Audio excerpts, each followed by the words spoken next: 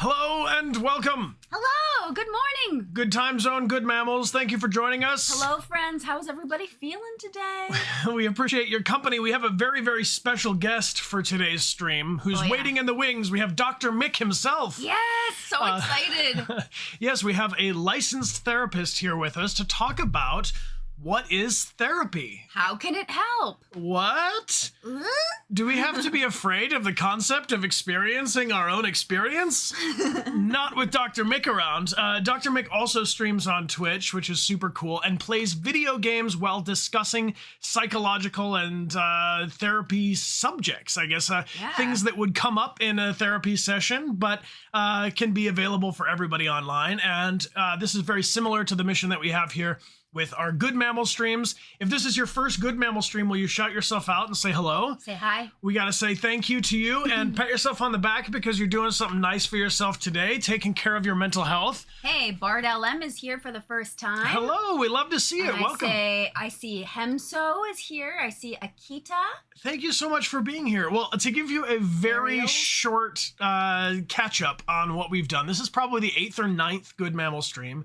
Nice. These have evolved out of discussions that we've had while playing video games when the game gets real dark or something tragic happens. Or emotional. Or honestly, just any kind of little breakaway discussion that we've been having from games. We're like, we should do more of that. So we've decided that about 25% of our streams at a time in a week, we stream 4 times a week. And on Tuesdays, right now, you're all here for Good Mammal Tuesdays. We are going to be talking about the kinds of things that can make us live a better life and feel more comfortable in our experience. So, what it is to be human, talking about those different things. We've talked about emotions, understanding our emotions, about gratitude as a tool to have a better experience. Boundaries. We've talked about burnout. Overcoming loneliness. And today's topic is what is therapy and how can it help us? And then we're going to, in the second hour of the stream, talk a little bit about anxiety. That is one of the topics that you all have recommended for us that we thought, well, maybe we should talk to an expert about that. So just as a reminder, Amelia and I are not therapists. No. We are streamers, we're actors. We like talking about this kind of stuff to destigmatize it and to make it accessible to all of you.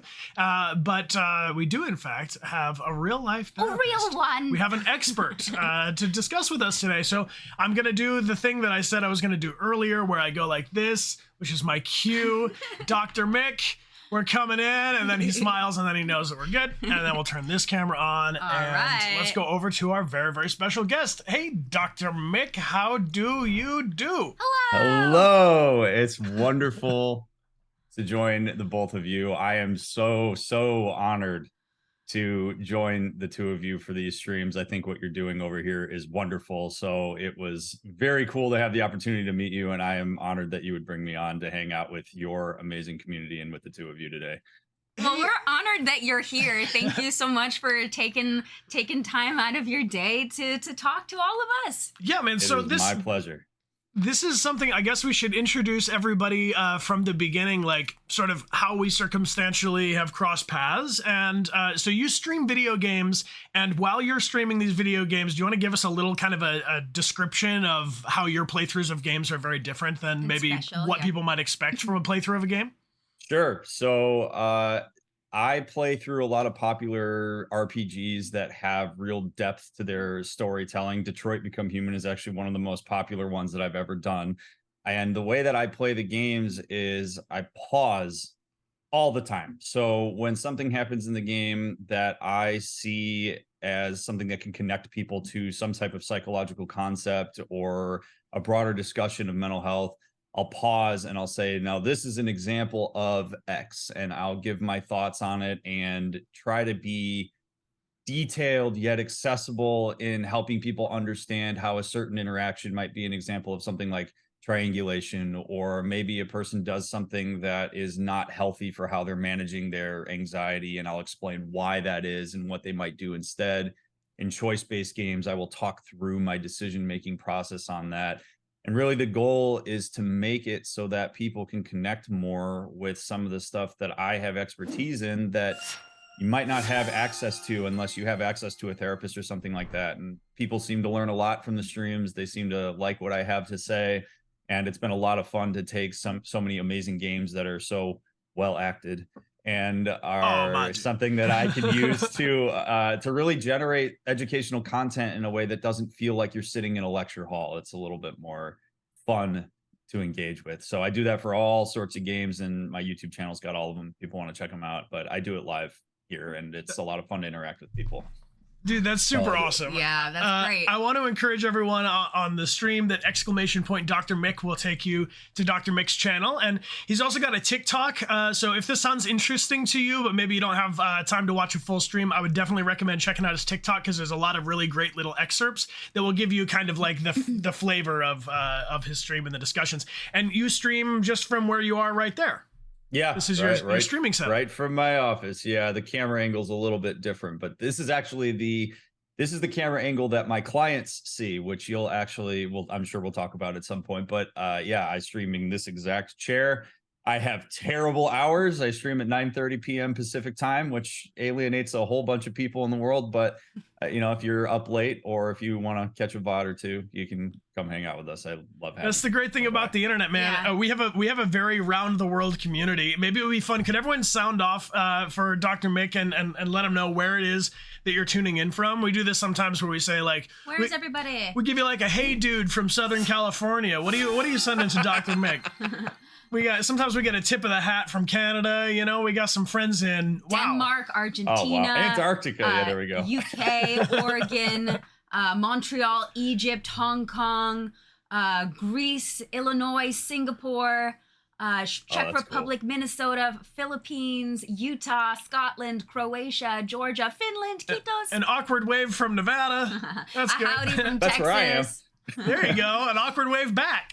Yeah, some friends in Bulgaria. So hey, 9 p.m. might be late for some folks, but for the other people, it might just be waking up. So feel free to drop a follow on Dr. Mick's channel and notice when he goes live and see what time it is in your local time zone. But I think that there's one thing that's like universal, no matter where you live in the world, which is that talking to someone about your experience has got to be helpful. Like, no matter what language you're speaking and no matter where you're hanging out. I mean, Dr. Mick, when I think of a therapist, I don't think of you, dude. I'm not gonna lie. I think of the clipboard. I think of very kind of like sterile environment. Yeah, like probably someone like your mother's friend's age or something. Like, how did you get so cool, and/or how did this turn into being a therapist? What's going on, dude? So I appreciate you saying that, because part of the reason I even started streaming in the first place was to try to change a bit of the representation of what therapists look like. There are therapists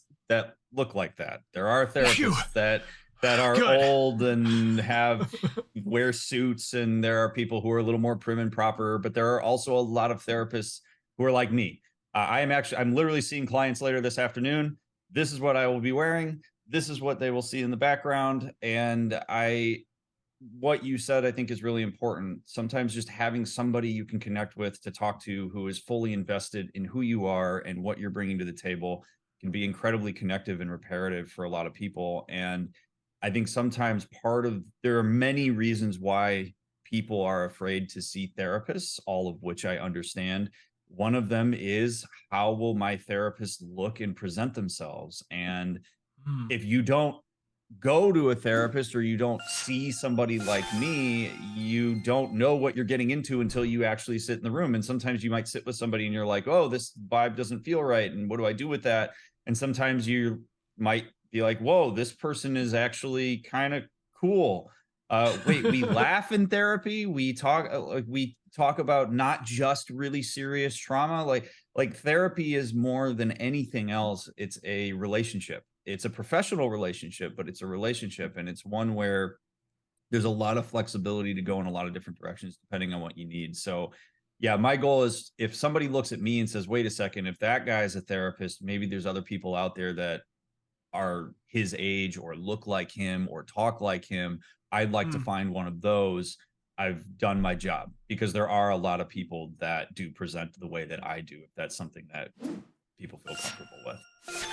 There's something you said when we raided over to your channel, which really stuck out to me and I thought was really valuable. You were like, I am a therapist, but I'm not your therapist, and I want to be discussing about these things in as responsible way as I possibly can. And that really resonates with me because, you know, we are so not, we're not anybody's therapist, you know, like, but we do get messages in chat saying that like this is kind of like therapy or this is therapeutic. And what's the difference between something that's like a therapeutic experience or something that's like good for my mental health and then like actual therapy? That's actually a really great question.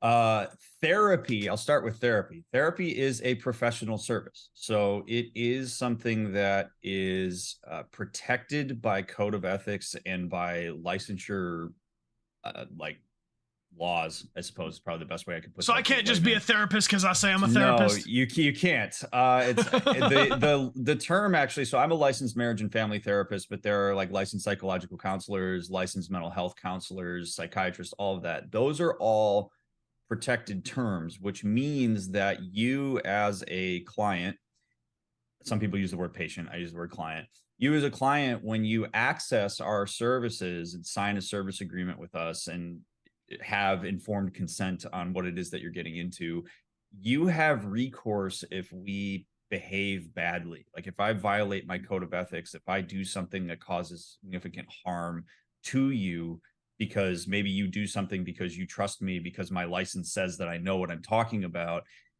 you actually have recourse for that. You can actually go file a complaint with an ethics board, and there's a chance that your therapist might be reprimanded or lose their license or whatever. So you can hold a therapist accountable. You can hold a therapist accountable. And I mean, the license doesn't necessarily say that a therapist is good at their job or that they're going to meet your needs. But what it does say is that there's a far better chance that they're going to, that they have some degree, they have the experience that's deemed necessary in order to provide that service. Something that is therapeutic. So obviously there are things that happen in therapy that are therapeutic, but you might do things over the course of your day that are really great, healthy coping strategies that are therapeutic in some way, meaning maybe you play video games or you have friends that you like to invest in those relationships or whatever. It can be very therapeutic to talk to a friend, but that's not therapy because it's not under the context of a professional relationship. And so it's why like licensure is such an important thing to be on the lookout for, because it means that you, the client, are protected. That's what matters really more than anything else, because we do have a strict code of ethics that we have to follow. Well, that feels good to me as someone who would come to a therapist, and then I know that there's another added level of safety to my relationship with you. And I remember I took like an intro to psychology class and some behavioral science stuff and a drama therapy class, and that was about as far as my studies went. But I remember specifically, you know, there are very clear guidelines about what your relationship can be like with your client or with your patient, and also like, you know, what's allowed and what's not allowed. Like if I tell you something in therapy, I know that that's gonna stay with you, right? Like, you know, this isn't like, oh, this guy's gonna just go crack a joke at the bar, or hey guys, on this one, you'll never believe this one therapy session I had, right? Like, so everything is confidential when I'm talking to a therapist, right? You will never believe what Brian and Amelia go through in their relationship. Yeah, no, we're bound by HIPAA. I mean, and HIPAA is right next to OSHA in terms of how strict and anal they are about ensuring that people follow their policies. There are very specific instances in which your confidentiality may be broken, which is in times of like immediate danger, for example, or child and elder abuse, which, by the way, is always going to be outlined in a service agreement that you have with your therapist. So if anybody here ends up going to a therapist for the first time, please make sure you read fully your service agreement, because that will discuss the limits of confidentiality. But in general, 99% of the time, anything you say to me is between us. And I always like to give the example. My wife is also a therapist. We met in graduate school, and we own a group practice together here in Nevada. And we can't talk about our clients with each other. So it's like, even though she's my wife, even though we're in business together, she doesn't know the names of my clients. She doesn't know any of the specifics of my clients. Like, I take what my clients tell me to the grave. And I am bound by HIPAA to do that, which is a very serious thing. I mean, HIPAA can strip my license, HIPAA can fine me, HIPAA can get me in all sorts of trouble if I violate that confidentiality. So again, it's all in, that is all designed to keep clients safe. It's so if you ever have a healthcare provider or somebody that does something that is against that and violates your confidentiality, then again, you have recourse there. And that doesn't happen as often as people worry that it does. But that's what that layer of protection is there for. So yeah, well, that would make me feel very relaxed. Just knowing that alone. I mean, that's a bit like talking to a religious leader or a family member, but those people are not actually bound as strictly. You know, you could be talking to your parents about some stuff, and then they tell their friend. It's a very different thing. Yeah. Or they post about it on Facebook. And there's nothing you can do about it. I mean, other than try to reassert your boundaries with them, which I know people have learned how to do well by watching these streams. But having that degree of safety is important. It doesn't mean you have to spill the beans immediately, but it does mean that you have that flexibility with your therapist to go into places that you might not otherwise go, because we are there in service to you. Like I am the service provider. It is what you need it to be. A lot of people worry that they're in service to their therapist somehow, that like their therapist is doing something to them or has an agenda or whatever. My agenda is to help you accomplish your goals. I might develop a treatment plan for that has different theories and interventions that come along with getting you in that direction. But at the end of the day, I'm there in service to my clients. They're not there in service to me. So I've seen this question a couple times come through. What is the difference between a therapist and a psychiatrist? So a psychiatrist has a medical degree. They're a medical doctor. So they actually are an MD, and they have the ability to prescribe psychotropic medication. So there are some psychiatrists that will do the talk therapy aspect of what it is that they do, but that's pretty rare. Usually what a psychiatrist is you're usually going to have to find a psychiatrist via referral, and you'll go see the psychiatrist. They'll do a brief assessment. They'll get a feel for what's going on. They'll coordinate with your therapist if you'd like, and then they will prescribe medication to you, and then they will engage with you on medication management.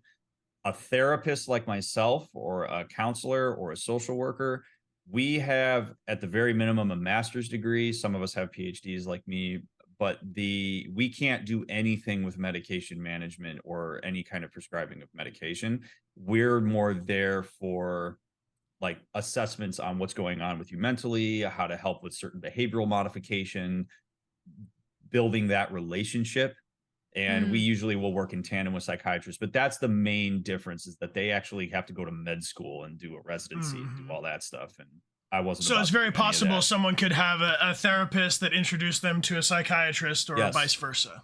I coordinate with psychiatrists all the time. So for example, like if I have somebody, I know we'll talk about anxiety later, but like if I have somebody who comes in who has really, really severe anxiety, and we work weekly for a few months, and the client's really invested, really trying to do everything they can to engage in the interventions and stuff that I've been working with them on, and it's still just not quite getting there. And I've done most of what I know how to do to address that. At that point, I may say, let's think about what it might be like to talk to a psychiatrist and see if there's any kind of medication that might help you move your baseline to a point where some of the strategies that we've been developing seem more available to you, which is really what psychotropic medication does. It doesn't solve the problem. Your depression and anxiety don't go away just because you take medication. What it does is it moves your baseline to a space where now, if you're depressed, for example, maybe taking a shower feels a little more doable because you have a little more energy. And then all of that behavioral activation starts to work in tandem. And now you're addressing depression from two different angles, which research has shown in copious amounts. Talk therapy plus medication is the best combination, more so than just medication alone. So that's the kind of scenario where we might get a psychiatrist involved, which is why it's also rare that you would see a psychiatrist immediately, because they are really a catalyst, in my opinion, to a lot of what we do as therapists. Cool. So I know that you are licensed when it comes to family therapy, and marriage therapy is something that you spend a lot of your time and energy on. How many different kind of categories of a therapist are there? I mean, if I think about it as like we took our cat to the vet, and the vet was like, "No, you got to go to the cat dermatologist," which we're like, I didn't even know what a cat dermatologist. But like, so I kind of understand how like there would be like a refining, a more and more specific kind of thing. Is there like a general practitioner in that sort of way? Like you go to just like your regular doc to get a physical, and then like, is there like the ear, nose, and throat therapist? Like, how specific does it get? So it's another really good question. I will say that a lot of people don't realize this, but your general practitioner is a good place to start. They generally have some basic knowledge of how to intercept discussions of things like anxiety and depression. Now, they're not gonna sit and talk with you like we would, but your general practitioner is a good place to get kind of a baseline idea of what's going on, and then you can branch out from there. There are a lot of different therapists, and there is nuance in what is different between us. I won't go too long-winded on this, but I'll give the basics. So I'm a marriage and family therapist. I see individuals, relationships, and families. Really, I hate the phrase marriage and family because it sounds very narrowing. Like, I basically work with relationships. So I've had as many as, I think, 8 people in the room at any given point, like at a given point in time. Yeah, it was pretty intense. And I work with the space between everybody in your corners. Yeah, it's a lot. It's like you're an air traffic controller sometimes when you're trying to do that kind of thing. But I have very specific training on how to work with multiple people in the room. So if you have an issue with your parents, for example, you might come in with me and your parents, and I know how to move traffic to try to help those relationships repair. I always say I'm there for the space between you. And but I also work with individuals. Half my caseload are individuals. So there's a lot of dexterity for a marriage and family therapist. There are like social workers, there are clinical social workers that will work in more of a like one-to-one setting, like what I do, and might work with relationships and individuals. But social workers have a lean toward policy. Like, they'll do a lot of advocacy for policy in like lobbying and stuff. They also do a lot of case management, connecting people with other resources that are available in the community, financial resources, food, shelter, that kind of stuff, women's shelters, things like that. So they're usually very connected in the community. Licensed psychological counselors, or LPCs, are often trained more to work with individuals, though they may work with multiple people in the room on occasion. They have a specific expertise in assessment, which means that, like, if you have a very specific thing that you're wondering might be going on for you, say, I don't know, OCD or autism or something like that, you go to an LPC, they are generally very well versed in the instrumentation that can be used to try to bring some of those things to the surface, as well as just asking really in-depth questions to get an idea of whether a person fits a diagnostic profile. And then licensed mental health counselors are kind of like a hybrid of LPCs and LMFTs. Like, they kind of cover a lot of different things, but you'll see them. What are those? The two you just described. Yeah, but the okay, just LMFT, licensed marriage and family therapist. I know. LMHC is licensed mental health counselor. LPC, licensed psychological counselor. LMFT, licensed marriage and family therapist. The acronyms, acronyms, yeah, they're super fun to try to keep track of. Counselors you'll often find in other settings. Like, you'll usually see them in schools. Sometimes you'll see them in like agencies, stuff like that. But we have a lot of flexibility in terms of the spaces that we can occupy as therapists. And then obviously you have the psychiatrist, who's the medical doctor who does the medication management. So yeah, it's a lot to keep track of. Yeah.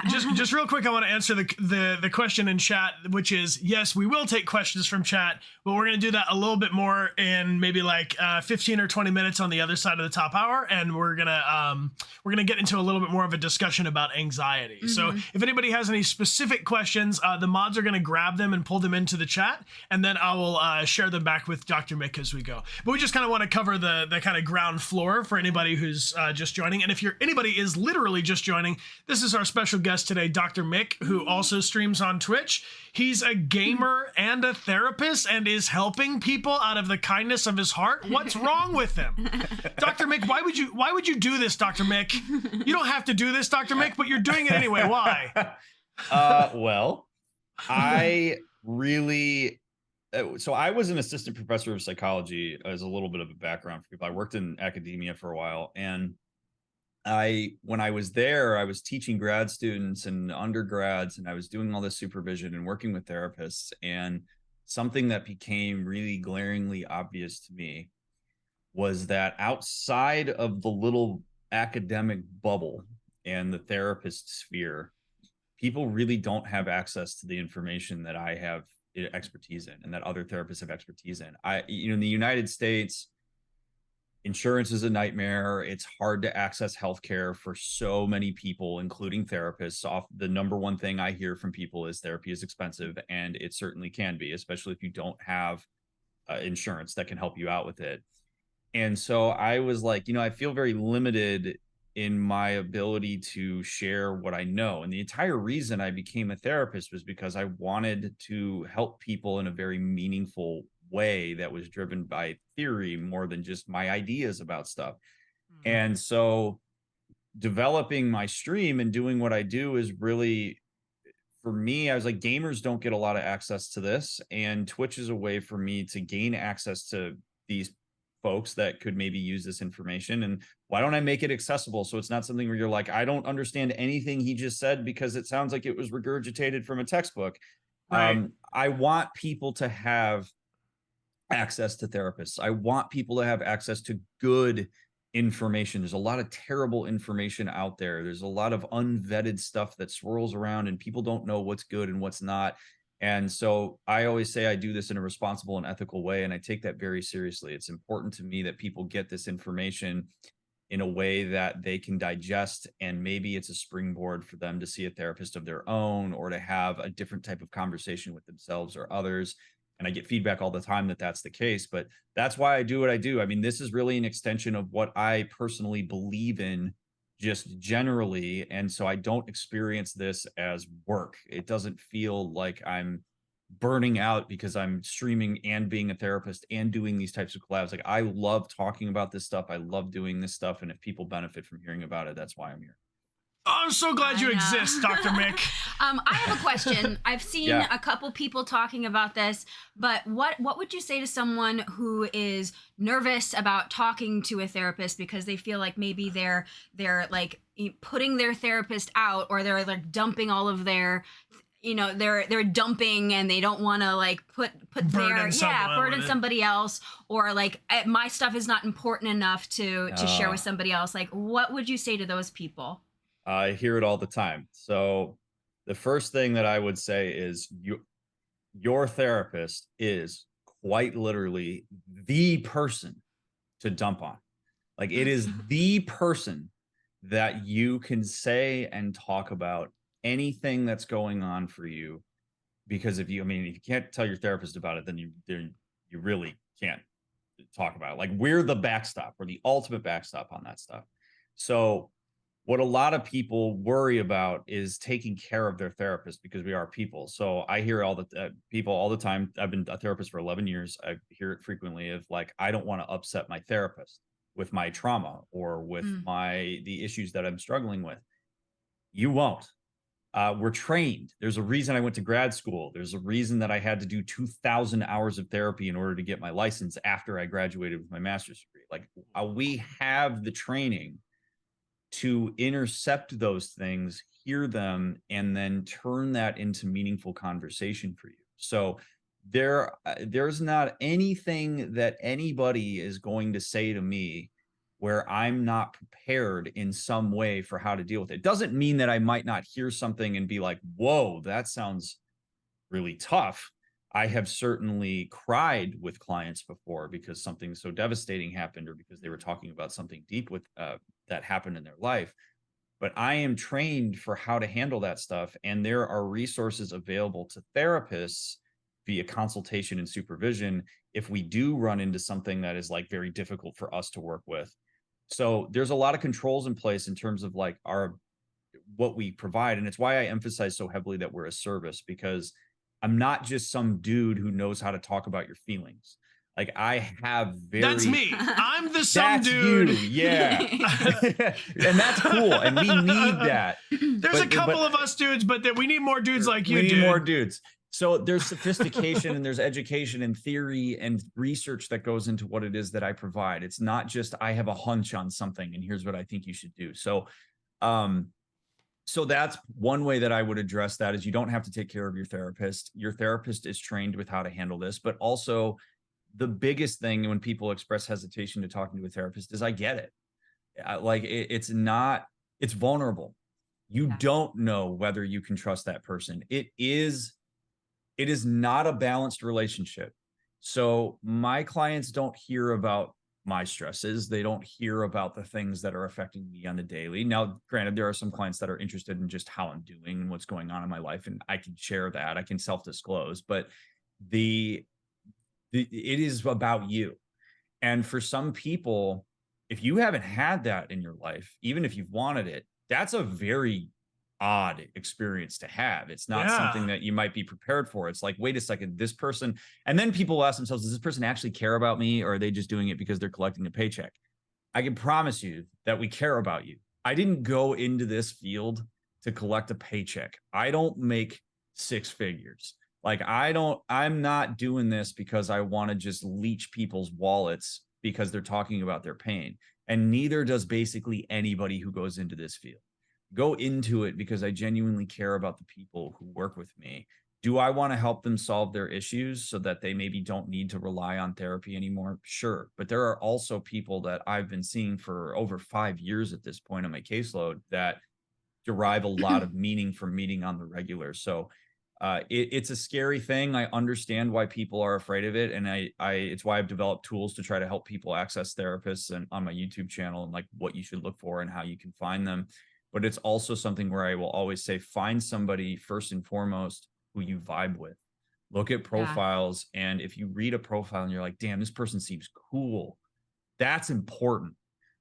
Because it is a relationship. It doesn't have to be this person has the highest credentials and looks the most proper, but I don't know if I could connect with them. Find the person who speaks to you and then reach out to them and see if you can work.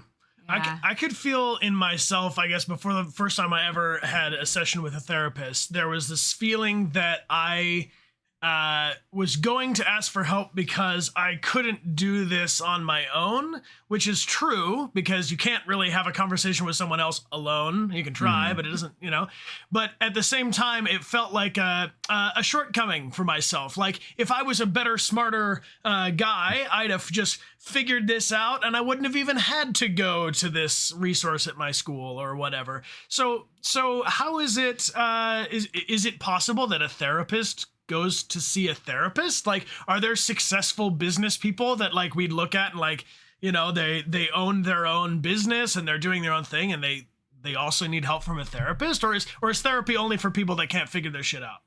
Well, last time I checked, I'm a person too. So, if I was smarter, I'd know how to fix my broken finger, but unfortunately I didn't, I don't have that kind of schooling. Yes. I mean, I actually, one of the populations that I work with are fellow therapists. And I say this very fervently.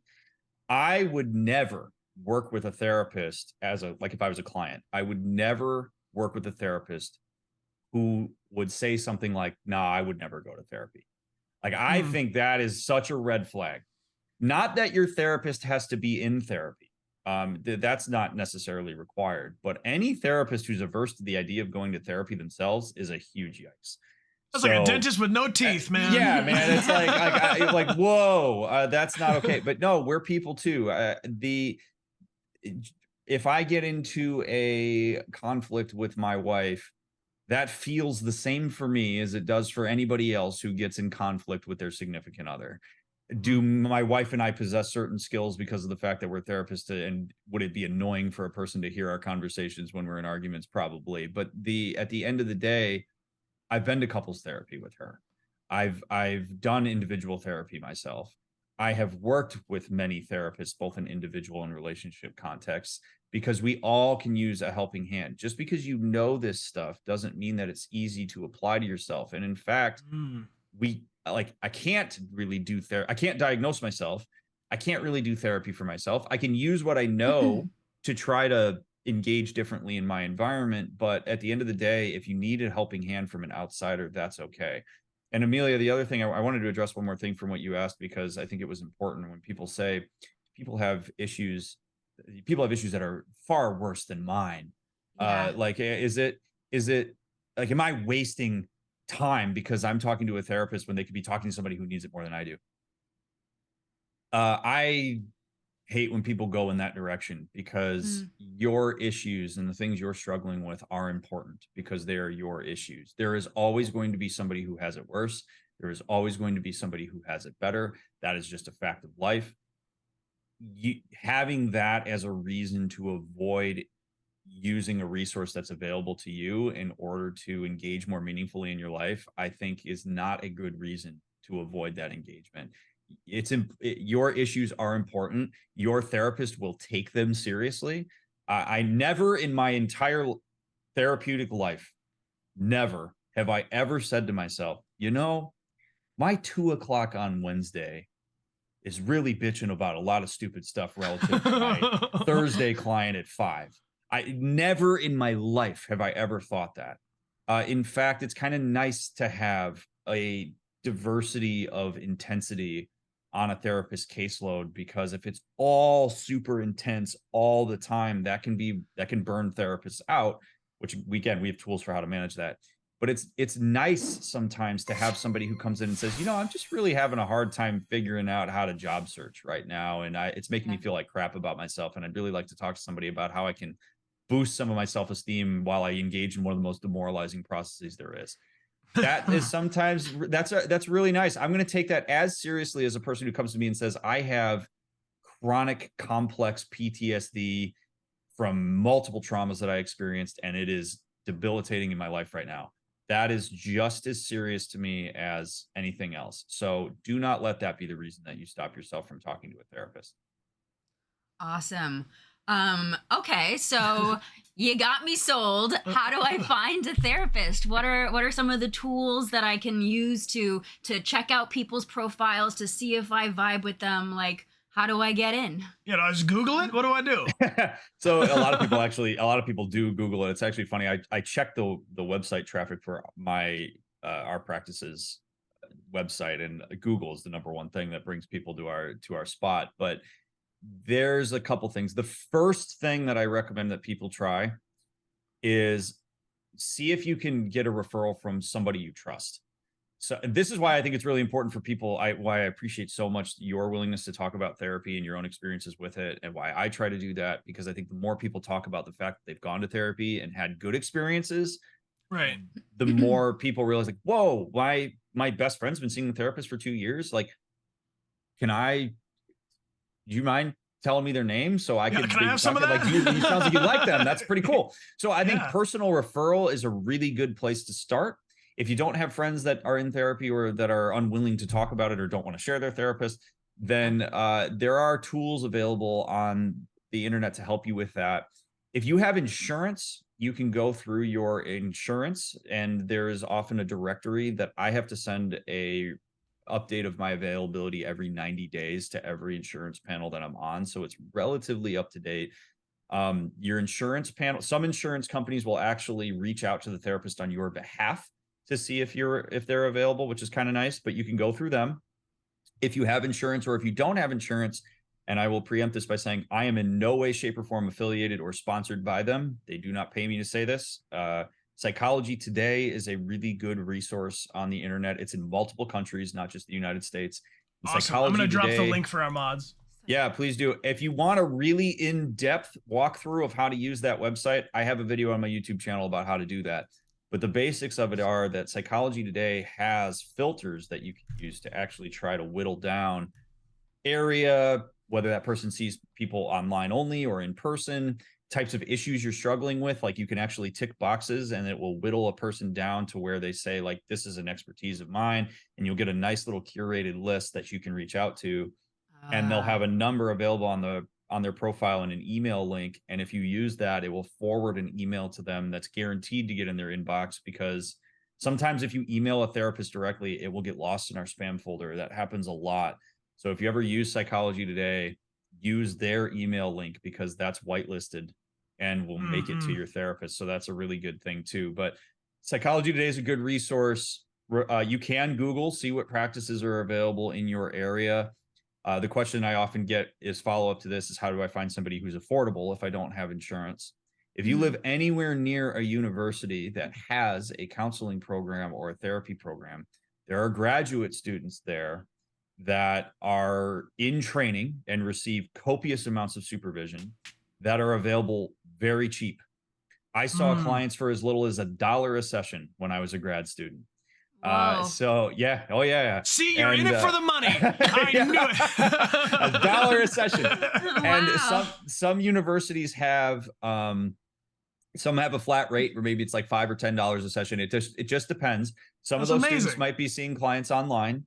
You do not necessarily have to be in immediate proximity to a therapist in order to see them. But if you have a university nearby, check out their counseling program and see if any grad students are available to take on clients. It's a really great way to get some cheaper therapy from somebody That's who a is great in pro the tip. thick of learning it. Yeah, a lot of people don't think to look at that. And the number one driver of referrals when I was in grad school to our clinic were existing clients. Like, people liked the service that they were getting from us. So it's not like you're going to get cheap dollar store therapy. Like, you're going to get really well supervised therapy. So that's one thing you can do. Something else that I recommend folks do is, if you reach out to a therapist, you can always ask them if they have any pro bono slots, which is free. We don't necessarily advertise them, but I know I always have, at any given point in time, I have one pro bono slot and one sliding scale slot, which means pay what you can afford, on my caseload at all times. You can always ask a therapist if they have any pro bono slots. The worst they're going to say is no, they don't. If a therapist ever gets mean about that, which is what people worry about, then that's not a therapist you want to see in the first place. Right. They just pre-screen themselves out. Like, they just totally pre-screen themselves. Exactly. But you can always ask. You can always ask if they have sliding scale options, which is where they might say, like, I do, like, what are we looking at? What is it that you can afford? If you're like, I could do $50 a session. Is that something you'd be willing to take on? Can I pay you in like used PS3 games? So what's funny about that is you can actually barter with therapists. A lot of people don't realize you actually can. It is a bit complicated, probably more complicated than I'll show up with Taco Bell every time. you can do that. It's pretty wild. Like, hey, if you send a pool guy out to clean my pool every week, I'll do therapy in exchange for that. You actually can do that type of thing. What I'm thinking, we actually have a lot of really creative people that I could imagine a therapist who doesn't build their own website or doesn't do their own graphic design or something, Yes. Like, that's a great example. Yes. That kind of thing can absolutely happen. So, not saying that should be your go-to, chat, but it is something that is possibly available to you. There's a lot of flexibility there. It never hurts to ask. Yes, it can get old when you constantly hear people say, I'm either not available or I don't have pro bono slots or whatever. I understand that. And I hope that more therapists continue to come into the pool of people who are available. But those are options to help you out with finding somebody affordable. The final option would be to find somebody who is currently working toward their license post-graduation, because we have this little period in time where we have to work under somebody else's license and accumulate our hours. And oftentimes the therapy for those folks is cheaper than it would be for somebody who is licensed. So it takes a lot of legwork sometimes to find the person who's right for you or find somebody who's affordable. But with online therapy available, there's a lot more options available to you than you might realize. So give it a shot. That's awesome. And I mean, to me, the benefit of having somebody who could help me out with such important work and such an intimate problem that might be going on in my mind, that I can't think of a more efficient way to work on that problem. Even if it's, I'm going through emails or I'm checking my insurance list or I'm, I'm looking at people's schedules to see if I can see them after work or after school or something. That does sound like a good amount of work, but when it comes to the amount of work I'm doing for the potential upside, right? Yes. I mean, to me, that seems huge, right? If there's something I've been struggling with alone in my mind for years, you know, what's a couple hours searching the internet? What's 2 days of going? So say I met with a therapist for the first time, and I was like, I don't know, they're not nearly as cool as Dr. Mick. Like, that lady gave me some, like you're not vibing. She gave me some side eye. Like, do I have to like sign up for a therapy package and now I'm stuck with this woman for a year, or can I literally be like, that was weird, I'm out? No, so this is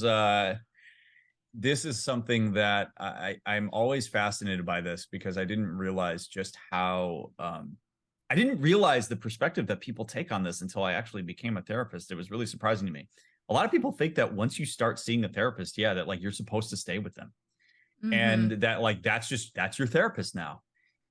No, like if you now, I generally recommend, unless the first session is like really bad, where you're like, I just am not feeling this, which by the way, you can totally bail if that's the case.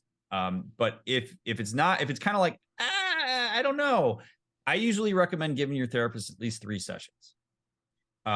If you give us 3 sessions and you're not vibing after the 3rd session and it's just not doing it for you, then it is absolutely within your right to go seek out another therapist. The only thing, and I wish I could make everybody do this. The only thing that we ask is you have to tell us.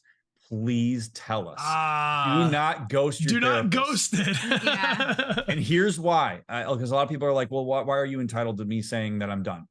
It's not an entitlement thing. It's a care and like, in some ways, like legal thing. Once you sign a service agreement with me, you are my client, and I worry about you because I care about you as a person, but I'm also obligated to worry about you because you're my client. If you ghost your therapist is going to try to find you and ask where you are and what's going on, because we need your consent to close your file. So if the only thing you do is send an email to your therapist and say, I don't want to work. It's not you, it's me. Yeah, you don't even have to give an explanation. You can literally just say, I no longer want to work together. Please close my file. That's all you have to say. And that's good enough. And we will close the file and we will not chase after you. That is I cannot emphasize enough how important that is, because otherwise your therapist is going to try to find you, because and you're like, leave me alone. Yes. You're like, I don't want to work with you. It's like, I know you don't, but like, I can't assume that. So please. So that's the only thing I said. But yes, you are absolutely, it is within your rights. Your therapist, if you're under service agreement with a therapist, that therapist is ethically obligated to assist you in finding a referral if you ask for it. So I can say I would like to talk to a male therapist about this, or somebody who's in the LGBTIQA plus community. Anything. If you were my client and you said, hey, Ryan, I'm not really feeling it. It seems like we're kind of misfiring. Vibes aren't that great. I was wondering if you could help me find somebody else who I might vibe better with. I have to say yes. I have to make an effort to do that. It doesn't mean that I'm going to find a referral that works or anything like that, but I have to make that effort. I can't ghost you. I can't just bail. I can't just bail on you. I can't say no to that question. I have to make a good faith effort to assist you in that process. And a lot of people don't know this because clients are not responsible for knowing our code of ethics. I am. But if a client doesn't ask, then I don't know that that's something that you're looking for. And that's the other thing, is therapists aren't mind readers. I don't just know things about you because I'm a therapist. You do have to communicate with us. So if there's something you need, or if therapy is misfiring in some way, tell us. I tell every client in my first session, this is a feedback driven process. You're going to get feedback from me, but I also hope that you will share feedback about your service with me. If there are things that you like and you want me to keep doing, tell me. If there are things that are missing the mark, or if we're going in a direction you don't like, please tell me that too. My goal is to hit the target more often than not. And I can only do that if you tell me. Like there are times where people will be like, oh man, my last 5 sessions with Ryan, he was talking about this, and I really want to be talking about this. And I'm kind of annoyed that he keeps going in this direction whenever we have space and we're not sure where we're going to go. tell your therapist that. Like, say, like, if they say, like, Ryan, I really want to talk about this, or I don't appreciate that you have been moving us over here. One of two things should happen. Your therapist should either move course and go the direction that you want them to go, or your therapist should be able to explain to you why they're doing what they're doing. In OCD work, I get that a lot. Like, I'll do certain things that people with OCD really don't want to do, and it doesn't feel good. And I will say to them, here is exactly why I'm having you do this. Like, there is a justification for why we're moving in this direction. If your therapist can't give you an explanation for why they're doing what they're doing, that's a big red flag. A quick cue to kind of open the door for more questions in the second hour. When we had our little chat, well, we kind of set up the ideas of what we would do for this stream. You mentioned that talking about anxiety would be something that was within your special skill set, you know, that you feel particularly comfortable in that world. Is there are there topics or kind of categories that you feel like you found the most success talking with people about that we could direct everyone who's here in chat to just kind of say, so when we come back, we're going to talk about anxiety and some other things? Are there other kinds of categories that you see frequently come up, maybe especially in the games that you're streaming, or the kinds of topics that you think are most widely applicable to everybody who might be tuning in? Sure. I mean, boundary setting is one that I think if you're talking about boundaries is always incredibly important. Talking about things like depression, emotional regulation. I don't like the word regulation, but like responses to one's emotional experience and like healthy ways to do that. I am an expert in working with OCD, so I'm always happy to field questions about that. Really just questions about certain like myths or things that people are worried about as it relates to therapy. I've got a pretty wide breadth of stuff that I can cover. I can't cover questions about medication. That's one that I just can't do. But those I'd say are like really some basic ones that I find myself talking about a lot over the course of my streams. So awesome. And when we come back from the hydration break, can we ask you some questions about video games too? You are more than welcome to do that. Thanks, Doc. I appreciate you all being here and hanging out with us. I'm gonna pause Dr. Mick real quick and give him a split second, and we'll be back. I'll give you a little cue, Dr. Mick, but we'll be back in 5 minutes after a hydration break. Thank you so much for joining, and again, a reminder: ! Dr. Mick in the chat will take you to the man's pages. Yes. All right, friends. We'll be right back here. And everybody who is here on the channel, I want to say thank you for you being awesome guests. Thank you for your awesome questions. I feel really good. I feel way like I feel much more educated about. Honestly, I feel like I learned a lot of things in a very short amount of time, and I feel honestly just so comfortable asking questions. So if you have a question that you'd like to ask, we're going to take a little 5-minute hydration break. The mods are going to grab some questions. If they see them in the chat, they've already been doing so. We're going to start the discussion around the topic of anxiety, because that's one that you have all requested in advance. Yeah. But if you have anything else, we'll turn it a little bit into an ongoing conversation between us all. Also, I want to say, Susie the Nose, thank you so much for the gifts of group hug with Yana28593. Thank you, friends, so much. Yo, thank you kindly. Thank you. We send a big hug to all of you, and I just want to take a split second to say good job, good mammals. I pat you on the back for spending some time and even thinking about this, because maybe therapy is something you've thought about or never thought about, but even just spending a little bit of time here discussing it, I think is going to be super, super helpful for me, just to better understand the kinds of things that we're doing on the stream together. So big thank you, everybody. I see so much love coming in the chat. Thank you, friends. We do have a couple of gifted prizes that we'll save towards the end of the stream when our guest has gone.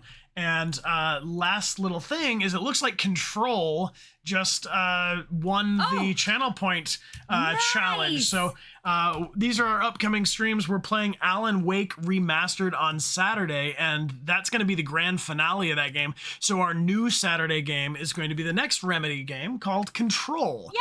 On Sunday, we are going back to our 15-year-old selves, playing some Uncharted, Drake's Fortune, and on Friday, it's going to be Stray Gods, the role-playing musical. All Tuesdays, we do Good Mammals.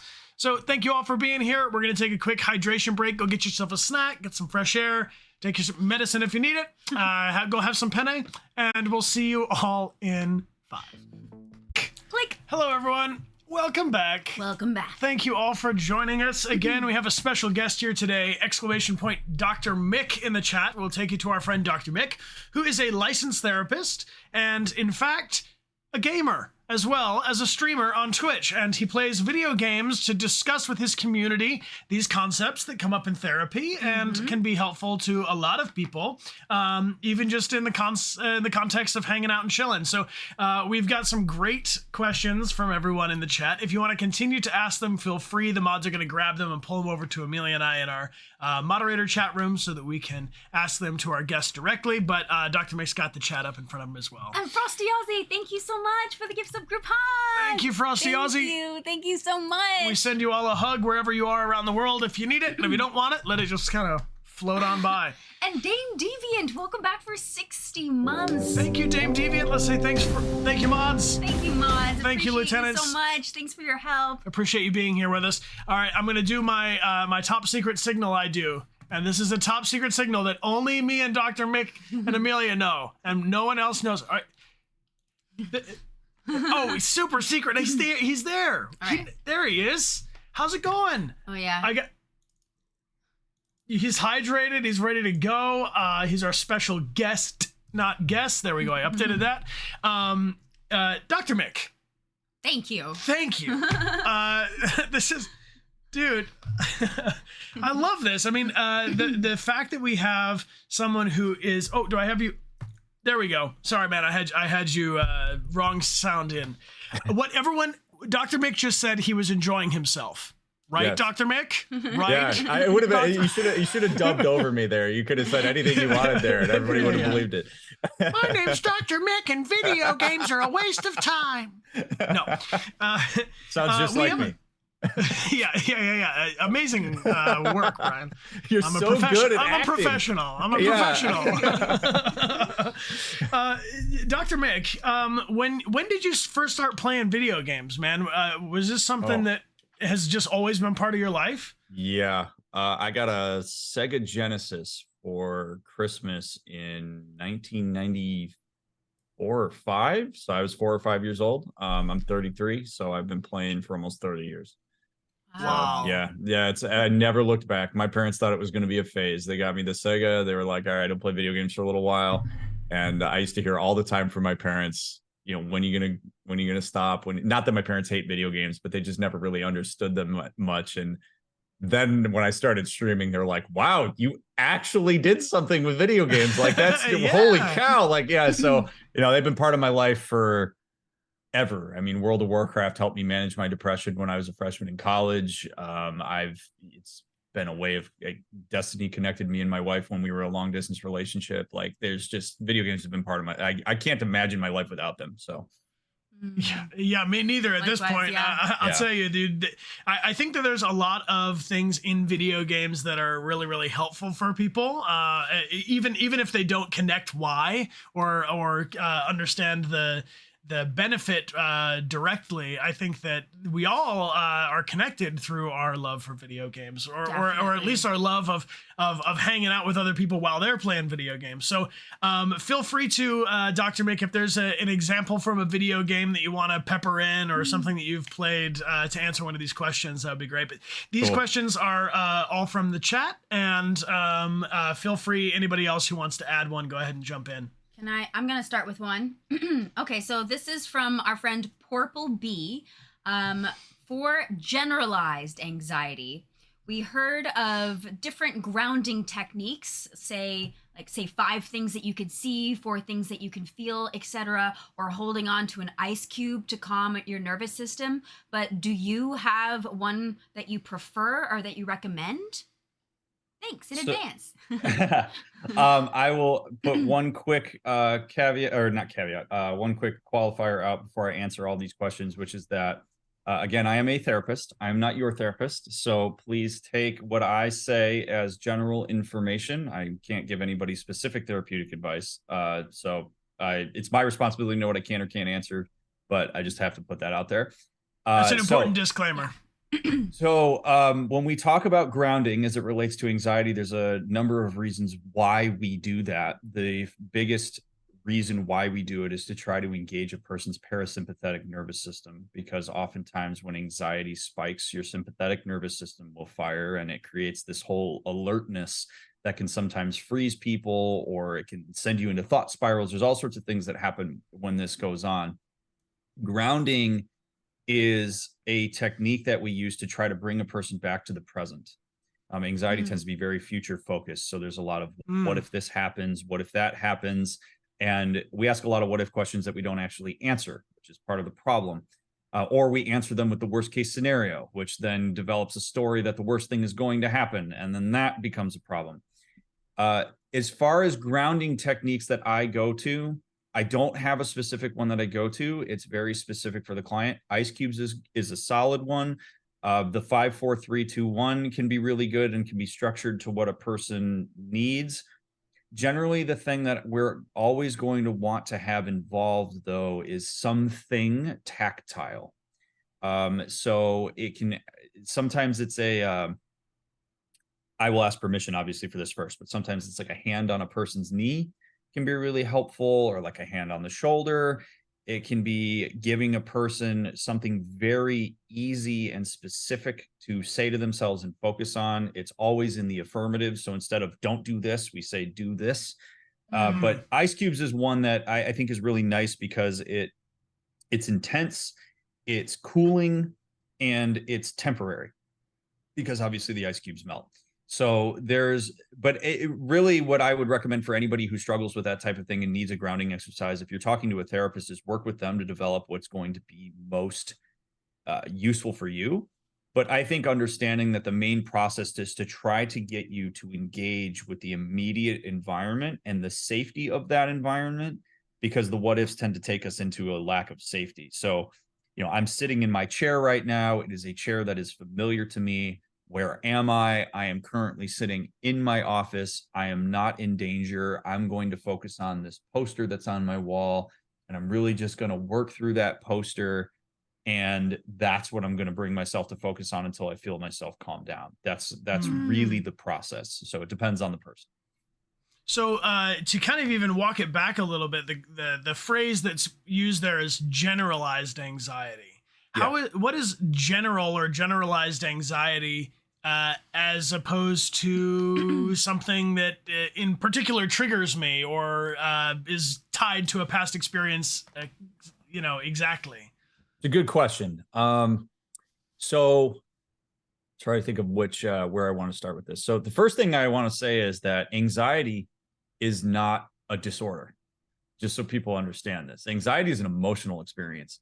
Generalized anxiety disorder is a disorder of anxiety. But anxiety itself is a perfectly common part of the human experience and is necessary. So when we talk about what is generalized anxiety, I'm going to assume we're talking about anxiety, the emotion, not the disorder. And what anxiety is, it's a risk mitigating emotion. It's a physiological experience that's created by your brain when you perceive uncertainty in your environment. From a survival standpoint, anxiety, if you don't know what something is, there's a potential risk and your survival's at stake. We live in a relatively safe environment now, but our brain hasn't evolved to keep up with that. So anxiety happens in very nuanced ways. But it's generally felt physiologically. Different people feel it in different parts of their body. I feel it behind my eyes. If I rub my eyes a lot, that's usually a pretty good indication that I'm experiencing some degree of anxiety. Some people feel tightness in their chest. Yeah. Sometimes they'll feel their shoulders get like this. Sometimes they'll scrunch their face. Yeah. There's any number of things that your heart rate might go up. There's any number of things that we feel that we attribute to anxiety. So when we talk about it in general, we're just talking about that general physiological sensation.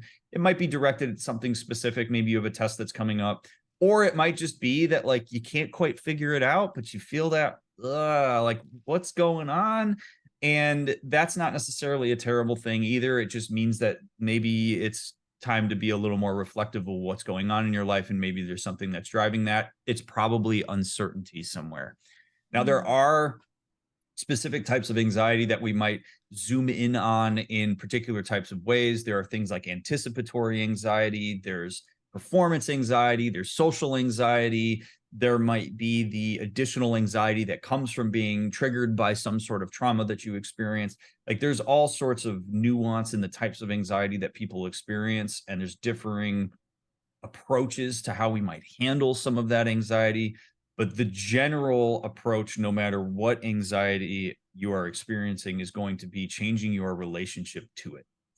The worst thing that you can do is polarize against your anxiety. There is a reason that it's there. A lot of people believe that anxiety needs to go away in order to manage it effectively. Like, I can't take this test until I'm not anxious. I can't talk to this person at the bar until anxiety goes away. No, you work with anxiety, not against it. So I try to help people gain a new narrative around it, where it's essentially, okay, I'm anxious, feel it. It's here for a reason. It's probably here to protect me. I'm going to take a second and sort of regain my presence. And now, how do I want to respond to the fact that anxiety is here? There are two things that make anxiety worse over time.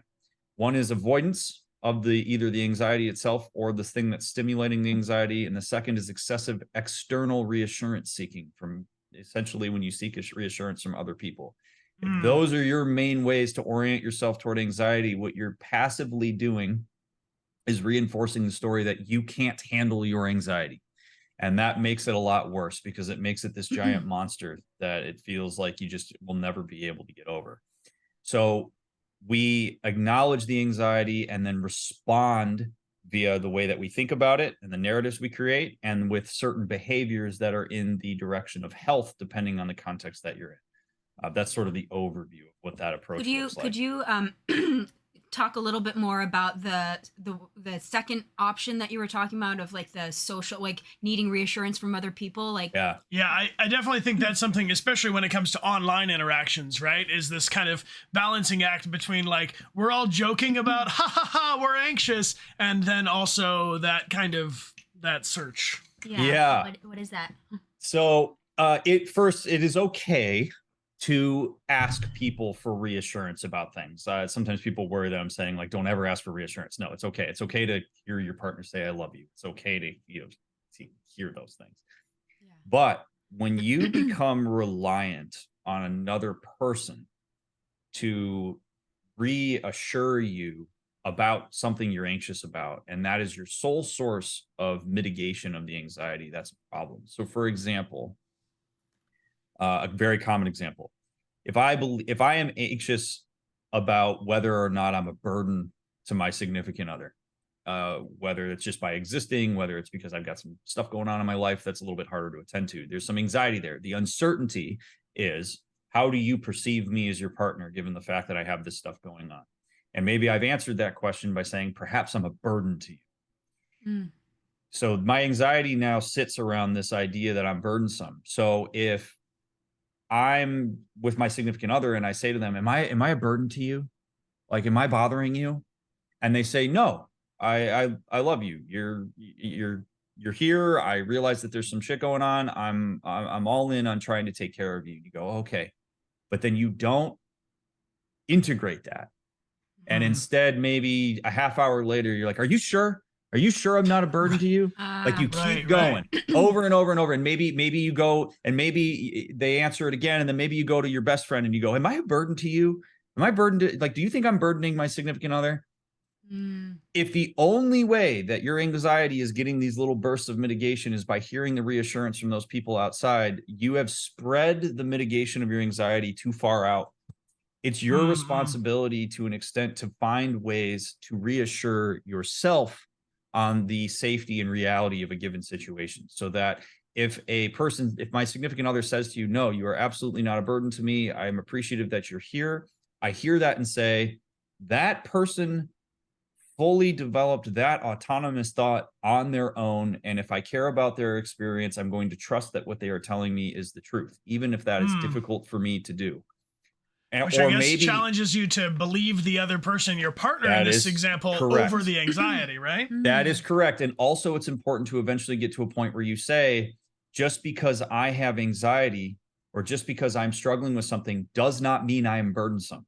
So it starts with you, where eventually you're saying, I'm worried I'm burdensome. No, if I was, I trust that my friends and my partner would tell me that I am. And because they haven't, I must not be. That is really the ultimate goal with something like that. Not that you have to be in your own silo with how you're managing anxiety, but it is not other people's responsibility to manage your emotional experience on your behalf.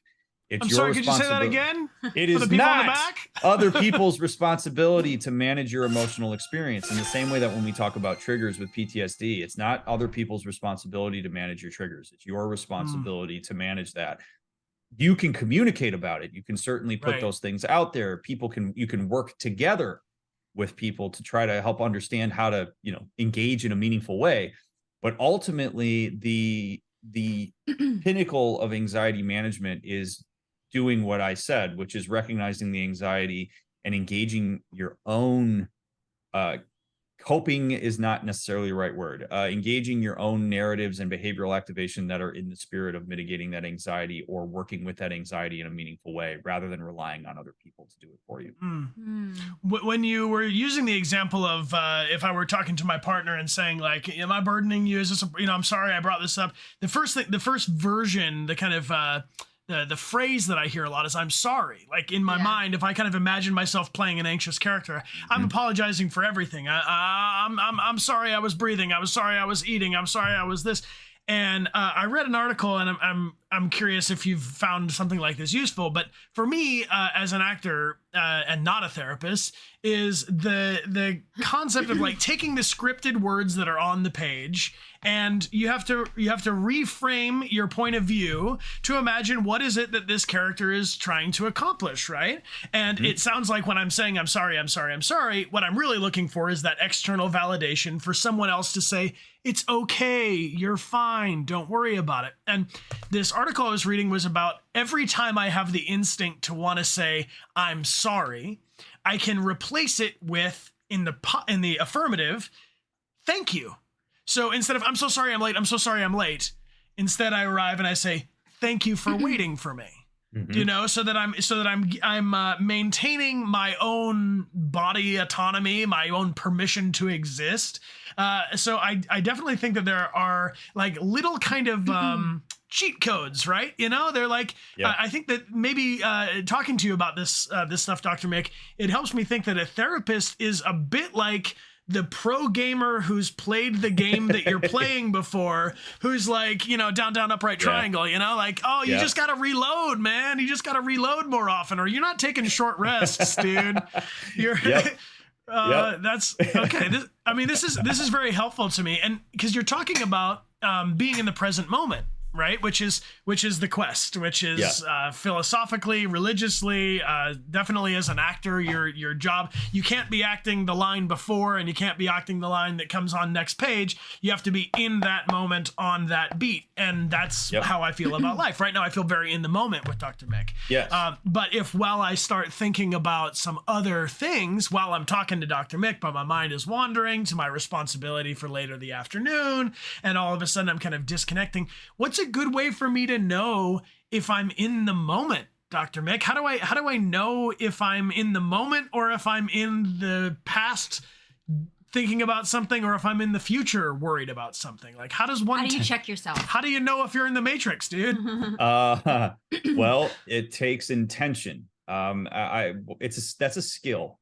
I think a lot of people think that that's like a personality trait, or that's something that you innately have. It's not. It's a skill to actually reflect on where your current mindset is and shifting your mindset from past or future to present or whatever.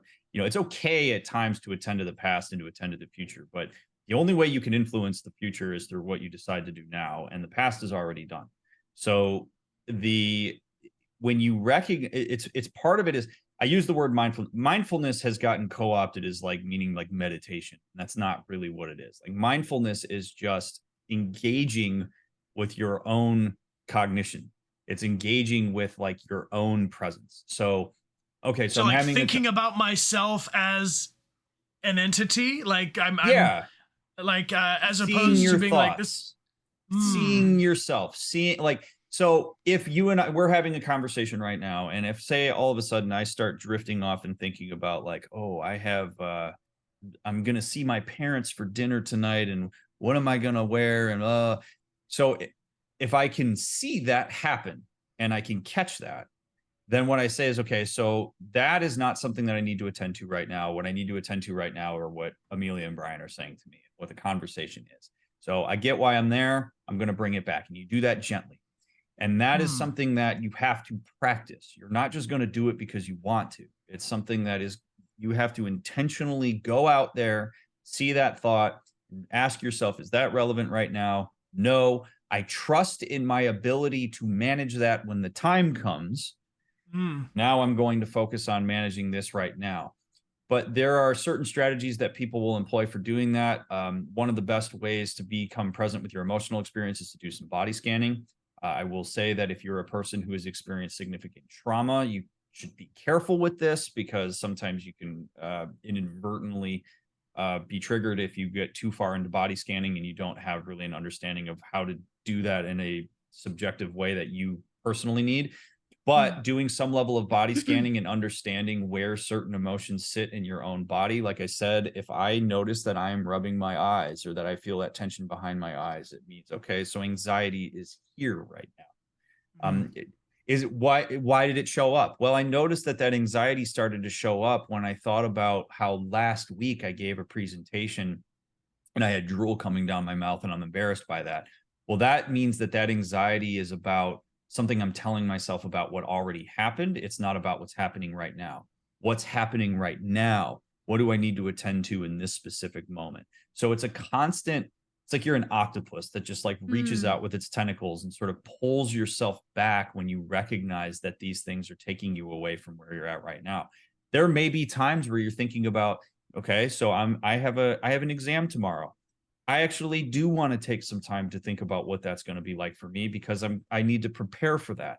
It's okay to do that. Like if you notice that that's meaningful and that it's a good thing that you're in there, great. If it's detracting from what you're trying to accomplish right now, which is really in need of your attention, then it's important to work on building that skill of pulling back to that specific moment. That's a really helpful visual for me too, because I can live in a psychological world where I should be like the brain part of the octopus, the main bit, the nice bulb that changes colors. But I am allowed to have all of these other kind of thoughts that are still connected to me, but that's not the main thing right now. And to me, that's a really nice image, because we talked on our last stream about goal setting, and there was this idea of a mind map, of drawing the circle, the center circle is me, and then off of that I have maybe my friendships or my relationships or my health. And we're all these very multifaceted people. So we're a million different people from one day to the next. There's a bunch of different versions of our experience. And I think what you're saying about finding a way to recenter or to focus on the moment, kind of, I saw in the chat, reeling it back in to like, what do I have any immediate agency or control or influence on right now, so that I am basically getting the most bang for my buck of being alive. Because we all have talked to a friend who's worried about something that they're so sure could be the outcome. But you're like looking at them and you're like, that's never happened though. Like, yeah, you might get a ticket, but like nobody's gonna like tow your car and then impound it, and then you never have a car again, and then your dad but what calls if, tells you, but it's like, but what if he did? And so it's so much, why is it so much easier for me to recognize that that's true for my friend, but not for me? Like, why is it easy for me to be like, dude, it sounds like you're stressing out some shit that's got like a 2% chance of happening, but when it's for me, the 2% seems so likely. Because there's an intensity to our own experience. There are implications if it's something that happens to you, and there are learned experiences that are dictating that that's something that would be important or bad or whatever. And this is why when we were talking about do therapists see therapists, like this is why we do, because you are biased in your own experience in a ridiculously profound way. And so it's a lot easier to manage somebody else when the consequences of whatever that management scheme is don't directly affect you. And so it's a lot easier for us to engage the front of our brain rather than the middle of our brain when we're talking with other people, because we don't have to deal with the emotional intensity. We don't have to deal with all of the physiological chemistry that happens when all of a sudden we start to consider a what if that we're involved in versus what somebody else is involved in. I see. So the middle of our brain, is that where your emotion? So you have I'm going to do a very, very, very basic thing. So if you do this with your hand, you have this cool thing in your hand. It's called, or in the middle of your brain, it's called your amygdala. And your amygdala is essentially like your lizard brain. And a lot of emotional experience, there's more nuance to this, but a lot of emotion, particularly when you are in a like crisis or adverse situation, this squirts a whole bunch of stuff on your brain that basically makes it so that you act very quickly. If you hold your hand, if you hold your fingers over it like this is the front of your brain where your forehead is. This is your prefrontal cortex. This is the thing that makes humans different from every other animal, is we possess a prefrontal cortex.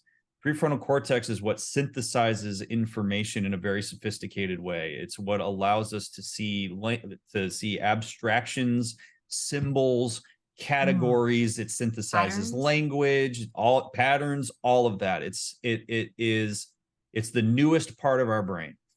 When you have a really significant emotional experience, your prefrontal cortex goes offline and your amygdala and your inner brain drives the bus. And when that happens, part of when we're grounding and when we're trying to like re-engage like the parasympathetic nervous system and stuff, is we're also trying to get the prefrontal cortex to come back. So the common example that's always used in this is when you're walking down a trail and you see a snake and you freak out. That's your amygdala firing. But then when you turn and you look after you've calmed down and you see that it's a stick, it's your prefrontal cortex that's able to recognize the difference between a stick and a snake. So we don't have the benefit of engaging our prefrontal cortex at all times. And actually, one of the things that I help people understand in couples conflict is that if you get engaged enough emotionally where your amygdala fires, you are, if I'm using you two as an example, your prefrontal cortex has gone offline and you actually don't have the ability to synthesize auditory information in the same way that you did 20 minutes ago when you were calm. So when you start talking to each other and screaming at each other and yelling, you're literally not hearing what the other one is saying. And you're certainly not synthesizing the information in any kind of meaningful way, which is why we need to take a time out and do some grounding and get your prefrontal cortex back, because you're never going to solve a problem together when you're all fired up like that, because just two lizards going at it. Lizard brain. Actually. And it's amazing because like that can actually be very calming for people, because you start to realize that like we are all slaves to our biology. Like it's the same thing with anxiety. Like it's just your brain and your nervous system and your endocrine system sometimes doing stuff to your physiology, but that has a real impact on you. And a lot of us believe that we're somehow supposed to transcend all of that. Like I'm supposed to be able to hear what my partner is saying at all times, even when they're yelling at me. I can do it. No, you can't. Like literally you can't.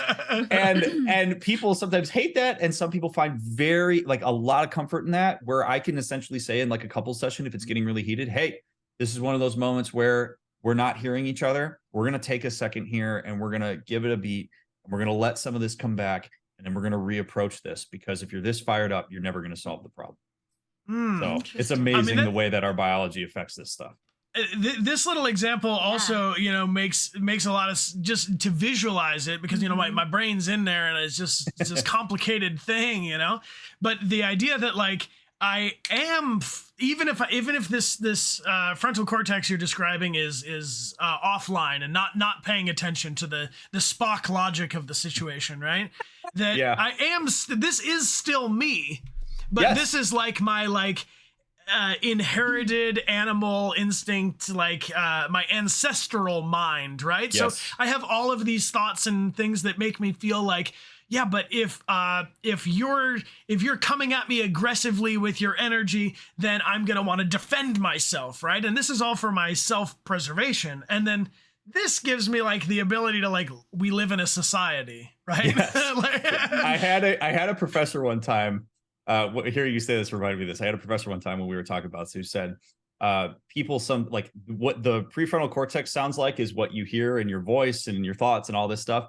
Your amygdala sounds like this. Ah! Like that's all it is. It's just, it's literally, there's no language. It's all just noises and grunts and screaming. And that's all it is. And so that's really all you're going to be able to pick up on. And so it's tracking. It's amazing because it forces all of your senses to track the very basic parts of the environment because it's all about survival. So I'm not hearing your words. I'm hearing your tone of voice. I'm not seeing my beautiful wife. I'm seeing a postured human coming at me. Like it whittles it down to a very basic essence that is very helpful from an evolutionary perspective, but it's not helpful when we're trying to figure out who's going to do the dishes and who's going to cook tonight. So it's important for all of us to know that, so that we, one, don't assume that we can just always override that, because you can't. And two, so that when we do recognize that these things happen, we can engage compassion a lot more quickly, because that's when we talk about like changing your relationship to these things. If you think to yourself when you get anxious, oh shit, here it is, that's not good. If you think to yourself when anxiety shows up, okay, it's here, I understand why it's here, let's figure out what we're going to do with it. It's an entirely different orientation to your emotional experience. And it's really, I think, important for people to work their way in that direction. Dude, this is super useful. I'm seeing a lot of messages from people in chat too about just glad that we're having this conversation. So just a quick moment to check in and say thanks. And also anybody who would like to, I really encourage you, ! Dr. Mick in the chat will take you over to Dr. Mick's Twitch channel and also his TikTok if you want to see little segments of the video games that he streams with this community and the kinds of conversations they have about mental health and therapeutic concepts and things that would come up in a therapy session. We've got a good number of questions, so for the next like 15 minutes or so, maybe we can kind of we'll hit you with like speed round questions. Go for it. We'll just do happy to do it. Do you wanna pop off, Amelia? Yeah, here's a question from our friend Magnolia Sims, who says, what was your favorite game to play to help discuss mental health on your stream? Probably God of War Ragnarok. Yeah. I have 98 God of War Ragnarok TikToks, and it didn't even scratch the surface. That one was pretty wild. And honestly, I don't just say this because I'm here on Connor's engagement day. I forget, Connor's activation day. Oh, it's activation day. Yeah. It's activation day. It's Detroit Become Human actually is another really good one, because that one has a really awesome mixture of me analyzing things that happen and also me taking a role in the decision making that happens, and so that adds a really nice extra layer to how we think through things. But I would say God of War Ragnarok and Detroit and probably Red Dead Redemption are the top three. Sweet. All three great games. What are the main themes that arise from each of those games, if you were going to give like a theme for each? Oh, yeah. That's a big question. If you could retitle those games, but with a therapist. Bad Boundaries 101. So I actually joke all the time, and basically every playthrough I ever do, that video games actually teach bad boundaries. Because when you are the protagonist of a video game, if you're a completionist and you want to get involved in all the quest lines and all that, if a protagonist actually had healthy boundaries, you wouldn't get involved in 90% of the stuff the video game throws at you. But because this fetch quest is ridiculous. Get your own frying pan. There's so many times where people wrap you up into their drama, and that's a game design thing, and it's necessary. But it does inadvertently teach people to involve themselves in a bunch of shit they shouldn't involve themselves in. Like you're not, it's triangulation is not healthy. It is blurring people's boundaries. Triangulation is essentially the idea. I'm going to use the three of us as an example. So let's say the two of you have this like ongoing argument that stirs up a lot of anxiety for you in your relationship, and you really you have a hard time figuring out how to navigate it and problem solve it together. And it's created this like, ugh. So triangulation is the idea that because I can't handle this in my dyadic relationship, I'm going to bring in a third party to try to mitigate and resolve this. So maybe one of you comes to me and says, Ryan, if Amelia, you came to me, you go, Ryan, Brian's driving me crazy. We have this conversation about this thing. He's driving me nuts, and I can't stand it. And I was wondering if do you think maybe you could talk to him about it and see if maybe you can get through. That is you bringing in a third party. You've created a triangle. But what that does is it actually stabilizes the anxiety. It doesn't make it go away. It just holds it in place in a different way. And if I took it upon myself to go talk to Brian and say, Brian, the way that you've been going about your preparations for meal prep is driving Amelia crazy. You should really knock it off, and you should try to be a little more communicative with her. I haven't actually, now maybe you would say, okay, all right, dude, I get it, fine. And then maybe you change your behavior, but that's not healthy for your relationship because it didn't get addressed within your relationship. It got addressed by bringing me in. And now it requires the third person. Yeah. Correct. So what I should do in that scenario is say, Amelia, I really appreciate that you trust me with that information. Awesome that you're willing to share that. That sounds really frustrating for you. You got to talk to Brian about that. You got to find a way to bring that up to him. Oh my God, dude. If I heard you mutter that to me a decade or two ago, like, I wonder, because I know we have a lot of highly empathetic people here. We have a lot of big hearts in this community, and we got a lot of people that love the kinds of games we do, which ties into that. Is it possible that if I'm a very empathetic and compassionate, open-hearted person, that I'm like a prime target to be someone's triangle third? Like, because when you describe that, it sounds like there's a lot of family dynamics that include this, where it's like mom is mad at dad and dad is mad at mom. So now they're both talking to the kid about it, hoping the kid's going to like plead their case to the other one. Or, I mean, I've seen that happen in so many versions. If you're a parent, and I feel like never do that. Yeah, I wonder, like, are some people kind of like lightning rods to be the third, because they're like, what's going on, what's wrong, and then they want to get involved, they want to help out. Like, could I inadvertently create this triangle situation by wanting to help my two friends who are disagreeing? Yes, but it's not because you're a particularly empathic person. A lot of people like to fall back and blame this idea of like, well, I'm just such a warm-hearted person, and I care so much, and I can't stand that my friends are struggling. That's not the thing that's going to make you susceptible to it. The thing that's going to make you susceptible to it is if you have bad boundaries. It's all about boundaries. Like me saying, Amelia, you need to talk to Brian about that, and maybe I can help you figure out a way to approach him. Maybe I know something about Brian by being his friend for 30 years that you don't know, and I can help you. Hey, maybe try saying this to him instead of this. But ultimately, I'm going to have you go back and talk to him. That's me setting a boundary. That's me saying, I'm not going to get involved in this because it doesn't directly affect me. It doesn't matter how empathic I am. It doesn't matter if I feel your pain, Amelia, whether I feel that or whether I am like, oh, okay, she's bothered, but no big deal. Regardless of that, it's my responsibility to set a boundary there. And boundary setting is a skill. It's not an inherent personality trait. It's not something that you're born able to do really effectively.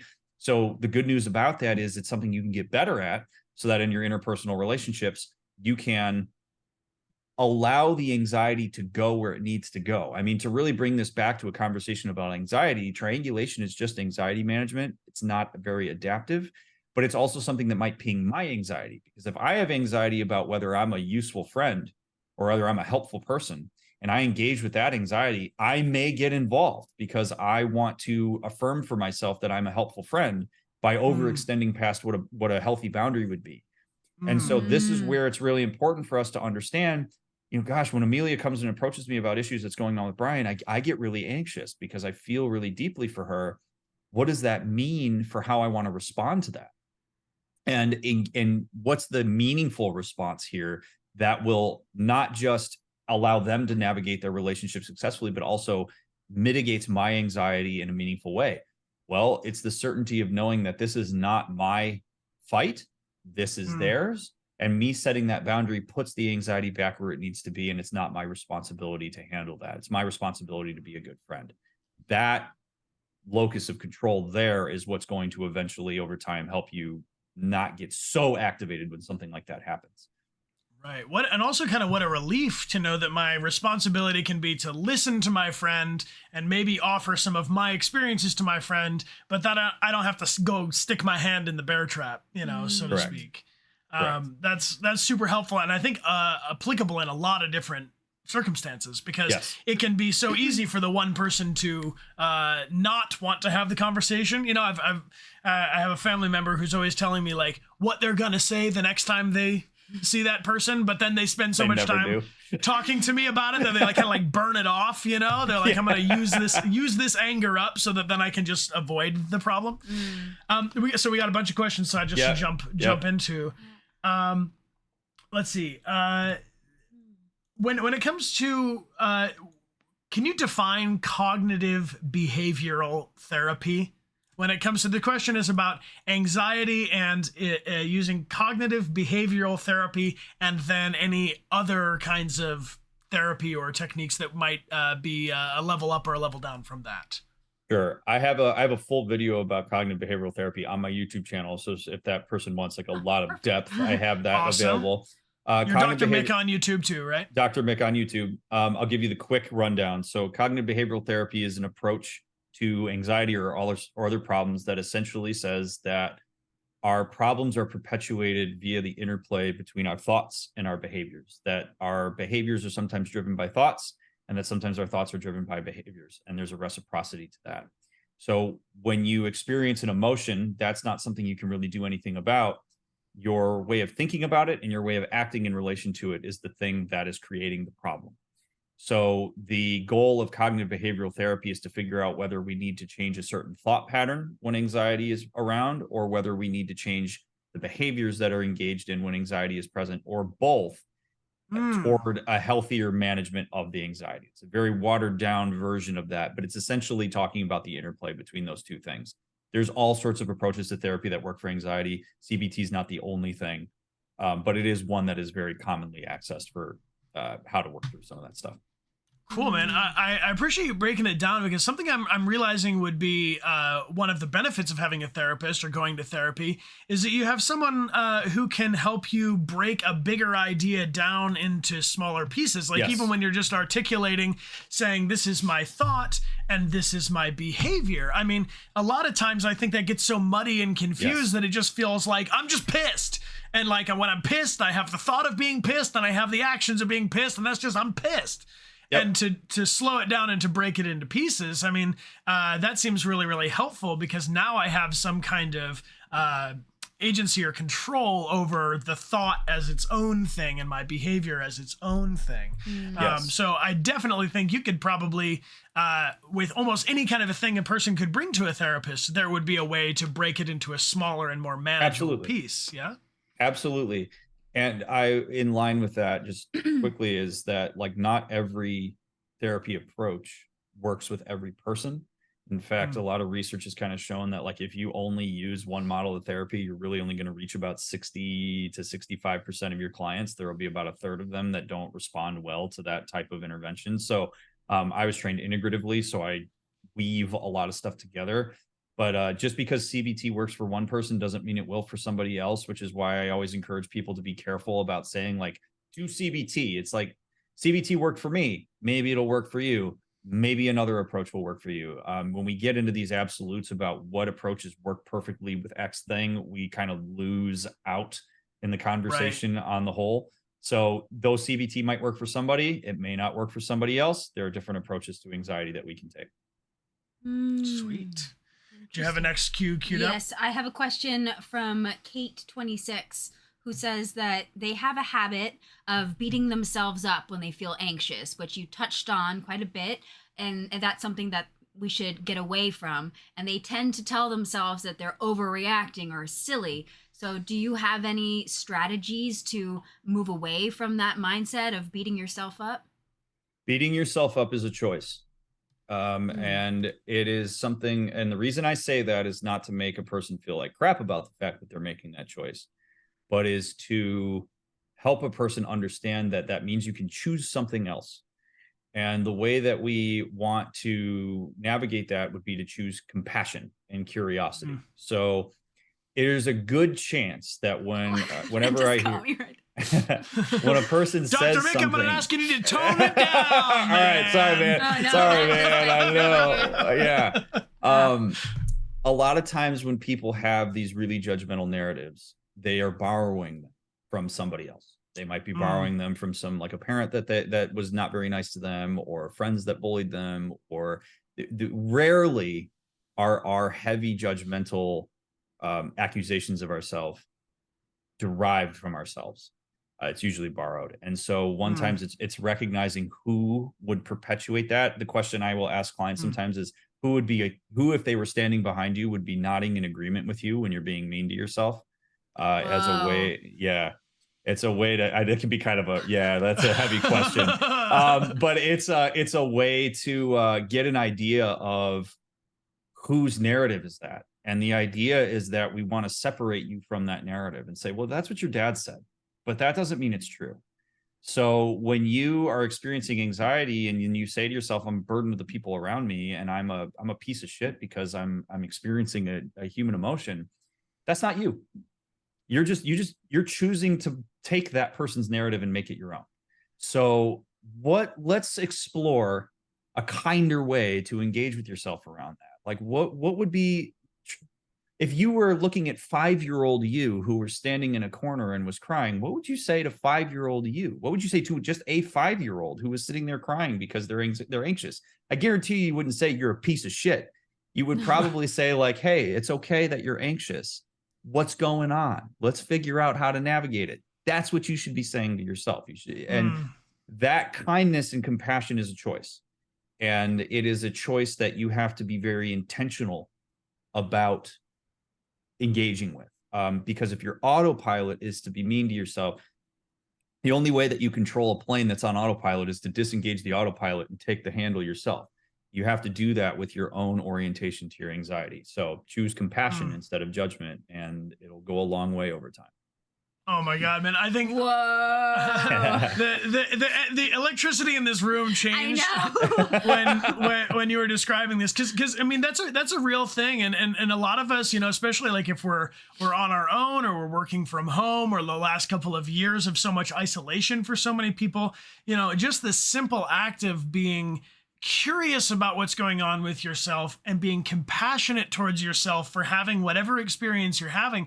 I mean, I think that's a great guiding phrase and kind of a nice place to build this to on the stream, is that if I'm starting wherever I am on the emotional pinwheel that we started off on our understanding emotion stream, wherever I am there, if I can be compassionate and like allow myself to be in whatever emotional state or kind of psychological place I'm in at the moment, and then to be curious about it is maybe the opening of the conversation of where I go, I like this game of life enough that I want to talk to a pro who's like played this level before, who can say, oh, if you're going into the boss fight, you're going to need to use the Blades of Chaos, the spear, and the axe. Like you've got all these different tools and things. And I really think that curiosity and compassion are great. If you were dual wielding curiosity and compassion, you would be able to make a lot of progress. Yeah. Yes, you are doing all right. Beautiful. Yeah. And everybody here who's here on the stream, as we kind of come to the end of our time with Dr. Mick, I want to give you all some bonus points for yourself, because you have you earned some XP in your curiosity skill tree today, because you've been curious enough to ask these questions and to ask these questions of yourself, and also to just be here to like be open to the conversation. Yeah, to spend the time and be involved in it. And you're also being compassionate with yourself by allowing yourself to have the time that you're saying, this is a worthwhile thing for me to spend my energy on, and something that I'm going to get a lot of value out of. So I really, really appreciate it, Dr. Mick. I have one follow-up question that I think could be maybe useful. If I'm someone who is thinking about getting a therapist, or I've always kind of, maybe my friend recommended it to me and I'm like, nah, I'm not going to do that. And I'm feeling maybe like I'm not strong enough or brave enough, or I feel weak in my ability to reach out and ask for that kind of help or to go to an expert. Are there things that you notice come up, maybe, like for 6 out of 10 clients, these are a few things that just help someone start to work on their mental health, so that after they've done like, what? I've been getting 8 hours of sleep a night. I can take care of myself. Maybe I can reach out to a therapist. What are some like baby step kind of things I could do pre-therapist to prove to myself that I do have the ability to separate thought and behavior and make a choice? The first thing would be you have that ability right now. Whether you're telling yourself you have it or not, you already have the ability to do it. It's not about ability. You possess the skill set to go reach out to a therapist and engage with them and talk with them and get yourself to the session, whether it's online or like you possess those skills already. So I think first it's acknowledging that like you already could do it. It's what's getting in the way and how do we remove those barriers. So the standards, there is a reason that every therapist ever will say things to you like, get a good night's sleep, eat as healthy as you can, move your body in some kind of way within your abilities, like those things, and engage in hygiene. So take a shower, brush your teeth, do that stuff. Those things matter. You have to create an environment and treat your body as if it matters, even if you don't believe it. If you want to get into this like space where you feel a sense of confidence about seeing a therapist and talking to somebody. The other thing that I will say, it's sort of interesting because it's embedded within how you ask the question. I am not strong enough to go. I will burden my therapist. I'm not good enough to go. I'm not worthy. Those aren't feelings. Those are thoughts. So when it's really important to understand the difference between emotions and thoughts, because emotions are rarely within our control unless we engage in a meaningful way to move them in a certain direction. But emotions are things like I'm anxious about seeing a therapist. I'm disappointed in my previous experience with therapists and it has me nervous about a future one. I'm confused about the process. Those are emotions. I'm not good enough. I'm going to burden my therapist. This is a pain in my ass. Any of that, those are all just thoughts and judgments that you're making using language based off of whatever emotion you're experiencing. And the reason it's important to separate those things is because if we believe that those latter things are emotions, we throw them into these are unmovable category that emotions sit in, but they're not. They can be changed. You can change your narratives. You can change your judgments. You can so making wait. We can change the narrative. Are you telling me life is a branching narrative game? Yes, indeed it is. You can, and at any point in time. The thing is, at any point in time, no matter what has led up to this specific moment in time, you could have not gone to therapy for 40 years. You could have all these, you could carry all this internalized stigma around it that is either legitimate or just something that you borrowed from the bullshit that's out there. It could be any number of things. At any point in time, you can choose to do something different. You are not slave to being a shitty person for your entire life just because you made some bad decisions all the way up until this point. You could choose to do something nice immediately. There's nothing stopping you from changing the trajectory of your life at any given point in time. Just because your cost sunk into something doesn't mean that you can't bail out. It doesn't mean you can't change course. So if you have been afraid to talk to a therapist or reach out all the way up until this point, it doesn't mean you have to continue to not reach out just because you haven't for 40 years. You can choose today to log onto that website and search for somebody. You could choose today to make that call. You could choose today to be a little bit nicer to yourself about the fact that you need a helping hand with your mental health, with your brain, which is by far the most complex organ in any body anywhere. We still don't fully understand it. God forbid you need a little assistance with that. If you break your arm, you go to a doctor and nobody asks questions about it. If you have a headache, you take aspirin and nobody has any questions about it. If you're struggling with your brain, all of a sudden people get goofy about talking to somebody about it. And that's all it is. It's just your brain. So at any point in time, make that choice that's in the betterment of yourself. And that's not a selfish thing to do. It's not narcissistic to see a therapist. It is a strong thing to do, to say to somebody, I need help. I'm struggling. I could use a helping hand, and we will intercept it that way. And if we don't, find another one.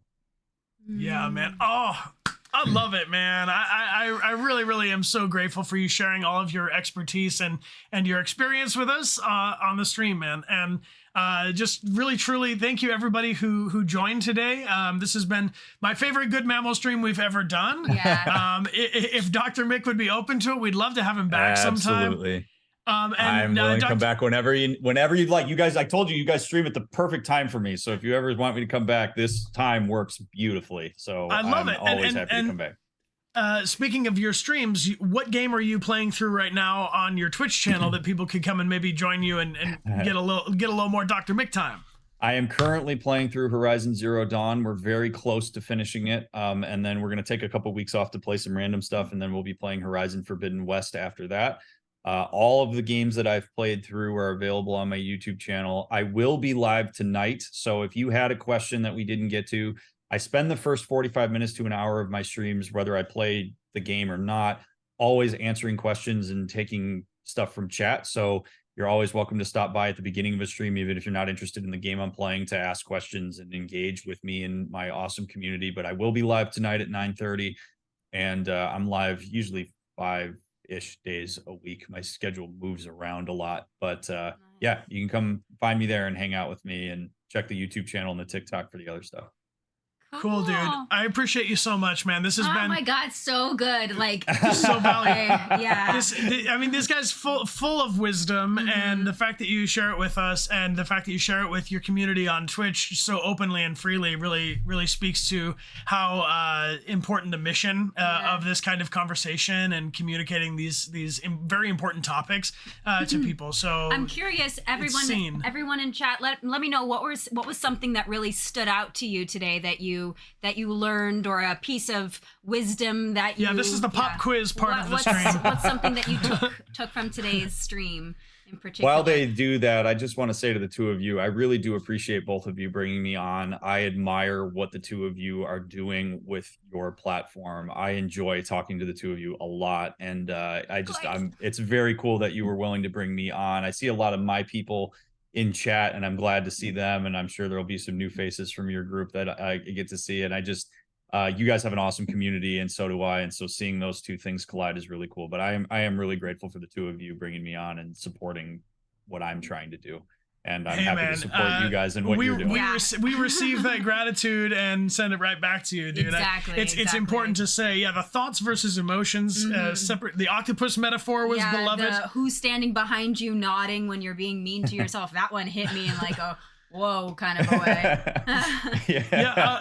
We're gonna do a Good Mammal stream again next Tuesday. So for anybody who joined in maybe in the middle of the stream, and if you want to catch up on the VOD, it's gonna be up twitch.tv/DechartGames/videos right away. And then we do have Dr. Mick's permission to share this on our YouTube channel as well. So we'll be able to post the VOD for people that maybe want to catch up on something what he says. But I really encourage everybody to check out Dr. Mick's Twitch and join him live if you're able to, or watch some of his TikToks, because I found some very interesting things, and he's got them all, very nicely categorized and consolidated. So if you just need a little Spark Notes version of some good thoughts for take care of that little lizard brain.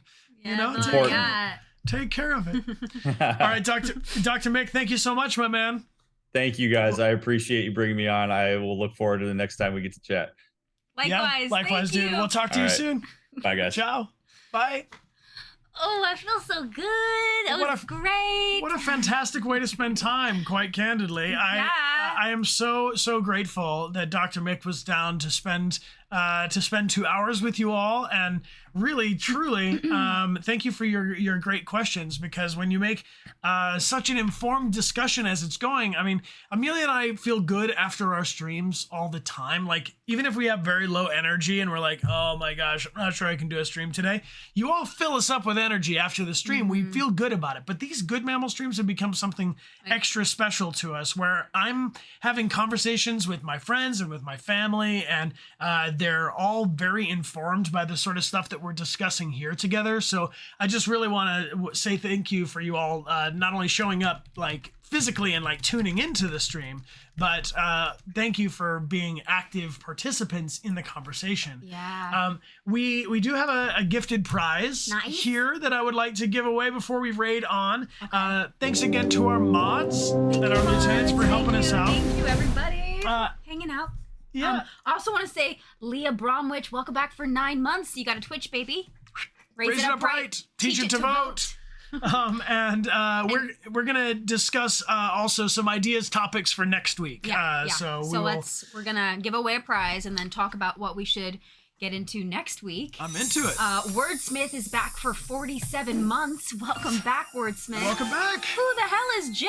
Thanks for being here for 10 months. Hey, Jay. Thank you for the 2 month support. 10 months support. Yeah. And RK9s, thanks for being here for 3 months. I see Hara Haunt is back for 13. Welcome back. Thank you, Hara Haunt. And thank you, Magnolia Sims, for gifting 2 Theo Puff stickers. So these, I think this weekend, Friday, Saturday, Sunday, we'll be introducing our new sticker prize. But this is coming from Magnolia, and there are 2 little Theos who really want to find a new home. So who here will adopt a Theo Puff? Let us find out. Just type a thing in the chat and let me know that you're here and interested to win such a prize, and we will pull 2 winners right now. Type into the chat if you would like to win the Theo Puff sticker. So cute. So cute. So cute. Everybody need just like a sweet little fluffy guy to come to their house and hang out. Yeah. I think so. I do too. All right, here we go. The first one is Bloody Red, 1991. Congratulations, Bloody Red. Congratulations. And let's find a second winner. Here we go. Click. Ba-da-ba-ba-da-bop. We should get like a little. We should get Lo to make a little ditty for us. A little about to pull a winner prize winner thing. I'm into it. By the way, speaking of Lo the Music Man, Amelia, tell them about our upcoming schedule and then what's going to happen with that good Lo. Okay. Well, this coming Friday, we're going to be completing Stray Gods, the role-playing musical game with a branching narrative. And then next Friday, we are going to be having a super awesome special concert with Lo the Music Man in person because he is releasing his brand new album. Yeah. With all new music and new tunes. We're going to have a listening party with the man himself. He'll be right here. He'll be right here. This will be Lo. It'll be great. We'll put him on the couch next to him, just him and Darth Vader and Pikachu. We'll be sitting there for you, for your musical enjoyment. He's very excited to share his new music with you all. !LO in the chat will get you to his music. Logan is our buddy who makes all the music that we use for our hydration break and our timer and all that kind of stuff. He's also just like an all-around great human. He's a good dude. And if you've never met him, you're about to love him. It is AmyBot2038. Congratulations, AmyBot. Congratulations. Appreciate you being here and hanging out. If you win a thing on our channel, ! Nothing. Just go to your whispers. Yeah, so up top, somewhere above me, is this whisper box. And in this little box is where you will get the form with instructions on how to claim your prize. That's right. And a big thank you to everybody who contributed channel points towards our next Saturday game, which is going to be Control. Yes. The Remedy game to follow Alan Wake. And I have a little sushi notebook. Hit me with some ideas, team. What do you want to discuss next Tuesday for Good Mammal? What are some ideas of what we can talk about for next Tuesday's Good Mammal? I had the thought we could talk about resilience and resilience, like stick-to-itiveness and true grit. Yeah, like when you're feeling down, of like lifting yourself up and out of it. That's a great idea. Confrontation. Ooh, okay. What do we got? We did one on boundaries, in fact, and these are each being uploaded to our YouTube. So I believe right now the understanding emotions went up first. I see anger management or dealing with anger. Yeah, confidence building. Confidence. Patience. Patience is a virtue. An important one at that. I'm seeing body image. Body image, yes, that one has come up. So confidence would be self-esteem as well. Self-esteem. Yeah. Empathy. Empathy for yourself, maybe, or for other people. I see some stress management. Broccoli. Broccoli doesn't seem immediately relevant, but okay, I'll write it down. Self-worth. Self-worth, yeah, there you go. I'm seeing the word codependency. That's an interesting concept I've had bounce around in my brain before. Sleep. I was thinking about it. I was like, will people tune in or will they sleep through the sleep stream? But I do think that understanding like the science of sleep would be really a fascinating thing to get into, because I know for me personally, when I made the decision that I was like, I'm a 7 and 8 hour sleep guy and I don't accept a penny less, that made me way happier. Helped me with a lot of things. Nutrition. Nutrition is great. Triangulation. The concept of triangulation he was talking about, that Boundaries. was something that really stuck out to me. I was like, I've never heard it phrased that way, or I've never heard that concept, but that's something I experience all the time. If anybody would like to reach out to us, we do have an email. That's emaildechart@gmail.com. If you have any thoughts, feedback, topics, or whatever that you'd like to share with us, these Good Mammal streams come up for you. The boundary that I have set is that I promise you I will read all of the emails. I can't promise that I'll be able to write back to all of the emails. But if you do have some ideas, feel free to share them with us. Super Scree says the boundaries stream that we did previously will go up on Thursday on our YouTube. And all of our past streams stay as a VOD on Twitch for 60 days after. So if you want to look for it on Twitch, you can find it as well. Should we do like a poll, or how should we? I mean, do you want to decide right now? I mean, that's not a bad idea. Yeah, I think. All right, let's pull some topics and see. Let's see which ones I want to. Some of these, to me, seem like something that I want to spend a little more time hunting around with. I don't feel right there. Maybe anger. Okay. Which could also go with patience. Anger and patience. Anger and patience. That's I mean, those two. That's the vice and the virtue right there. Body image.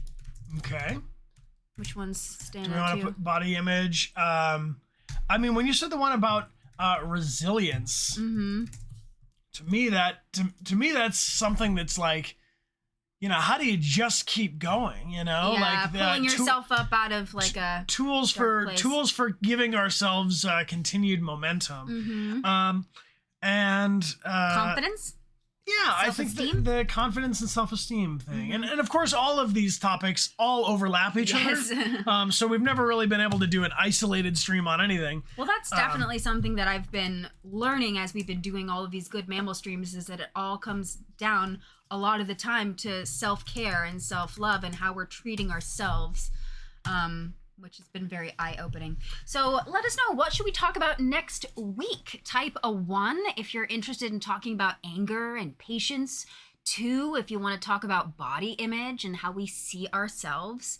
3 for resilience, how to pull yourself up when you're feeling down or you're feeling low.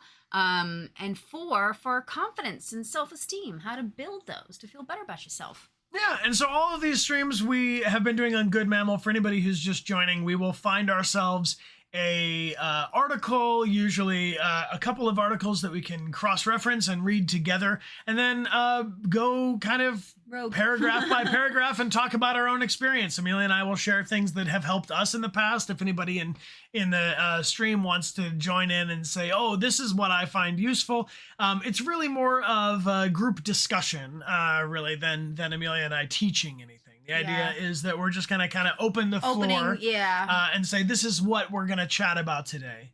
And again, like at the end of each of these Good Mammal things, I just really want to say thank you for spending your time with us, and also for doing a little something nice for yourself today.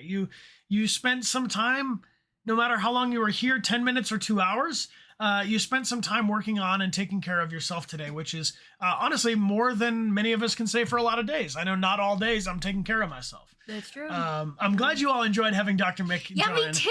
He's so cool. I think he is so cool. He really is. He might be the coolest therapist that was ever minted. Licensed. I mean, my whole idea of therapist was like my mom's friend, like the little lady who's like, taking little notes and stuff, but he completely like revolutionized my idea of like, he gives me hope for all of you who are like, I just want like a cool gamer dude to talk to about this stuff who's got some wisdom, so I do also Psychology Today was the link that Dr. Mick recommended if you want to look into seeing maybe you can find some therapy resources. And if you're someone who's been thinking about therapy and saying like, maybe that's something I want to explore and learn more about, I hope that some of the conversation we had today made it so that it is just that much more accessible for you. All right. So it looks like next week we're going to talk about confidence and self-esteem. That sounds great. Confidence and self-esteem sounds like a great topic. So That'll be next Tuesday. If you take a look at your clock and subtract 2 hours and 20 minutes, that's what time we go live on Tuesdays. And then at this time, which is noon, we will be live on Saturdays and Sundays playing the grand finale of Alan Wake Remaster before we start Control. And on Sunday, it's going to be that Drake's Fortune. We're starting Uncharted from the very beginning and having literally too much fun. Shall we get, we have one little question of where shall we raid? We have two options of some chill games that would be good for the people of the town. Okay. I think they are here. Let me just double check. Yes, there's a chill game called Palia that people are enjoying really quite much. I'm seeing a lot of streamers streaming. And Stardew Valley, which is another nice, perfect chill cozy options. hangout one to take care of yourself. What do you think? 1 in the chat for Palia and 2 in the chat for Stardew Valley. And Therium Dragon, thank you so much for the gifted sub to Aliasti. And Colibra, thanks for the gifted sub to Kai Kai. Thank you. And Spongedrop, thank you for the gifted sub to I Love Y'all. Y'all. Thank you again, Colibra, also for the awesome support with the beautiful Theo Puff sticker. Yes, Colibra is the artist behind this cute little puff. Yes, this is kind of last call. If you just want to order one for yourself, you can go to dechartgames.com, and on Friday's stream, we'll introduce the new prize sticker.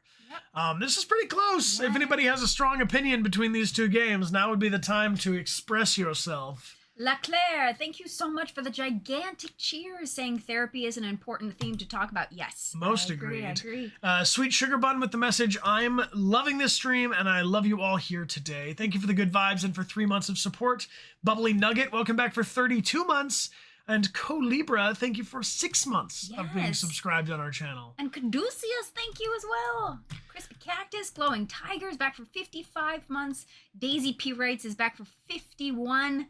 Whoa. And Goo Bug, hello. Thank you for the gift sub to Liani. All right, it's official. Stardew Valley is going to take the raid by just a few points. We're going to go over to M the Odds channel, and if you like what they're up to, please drop a follow on their channel and use some colorful emotes to show them you care. Shall we get going on this raid? Yeah, let's do it. I love it. Eliza, thank you friend. so much thank you for the 5 gifted subs. Thanks, Eliza. Thank you for your support. And I'm just gonna toss this out. Hey, Amelia, like maybe a bonus stream tonight so we can raid over to Dr. Rage's channel.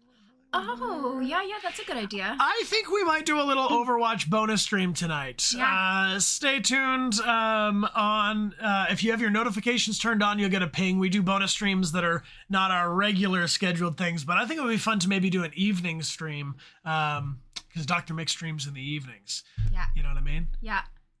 A little thank you raid would be cool. So if you can join us, please feel free to. Thank you everybody for joining the raids coming along. My name is Brian. My name's Amelia. And this is our Twitch. Thank you, Miss Okami. Thank you. Thank you, Miss Okami. So much. Appreciate the love, friend. Thank you for the good vibes. We're going to get going on this raid over to Stardew Valley, and we'll see you all probably later tonight. Yep. Cool. All right, we'll see you. Take care of yourselves, and thank you for your good vibes. Let's have fun on this raid in 3, 2, 1.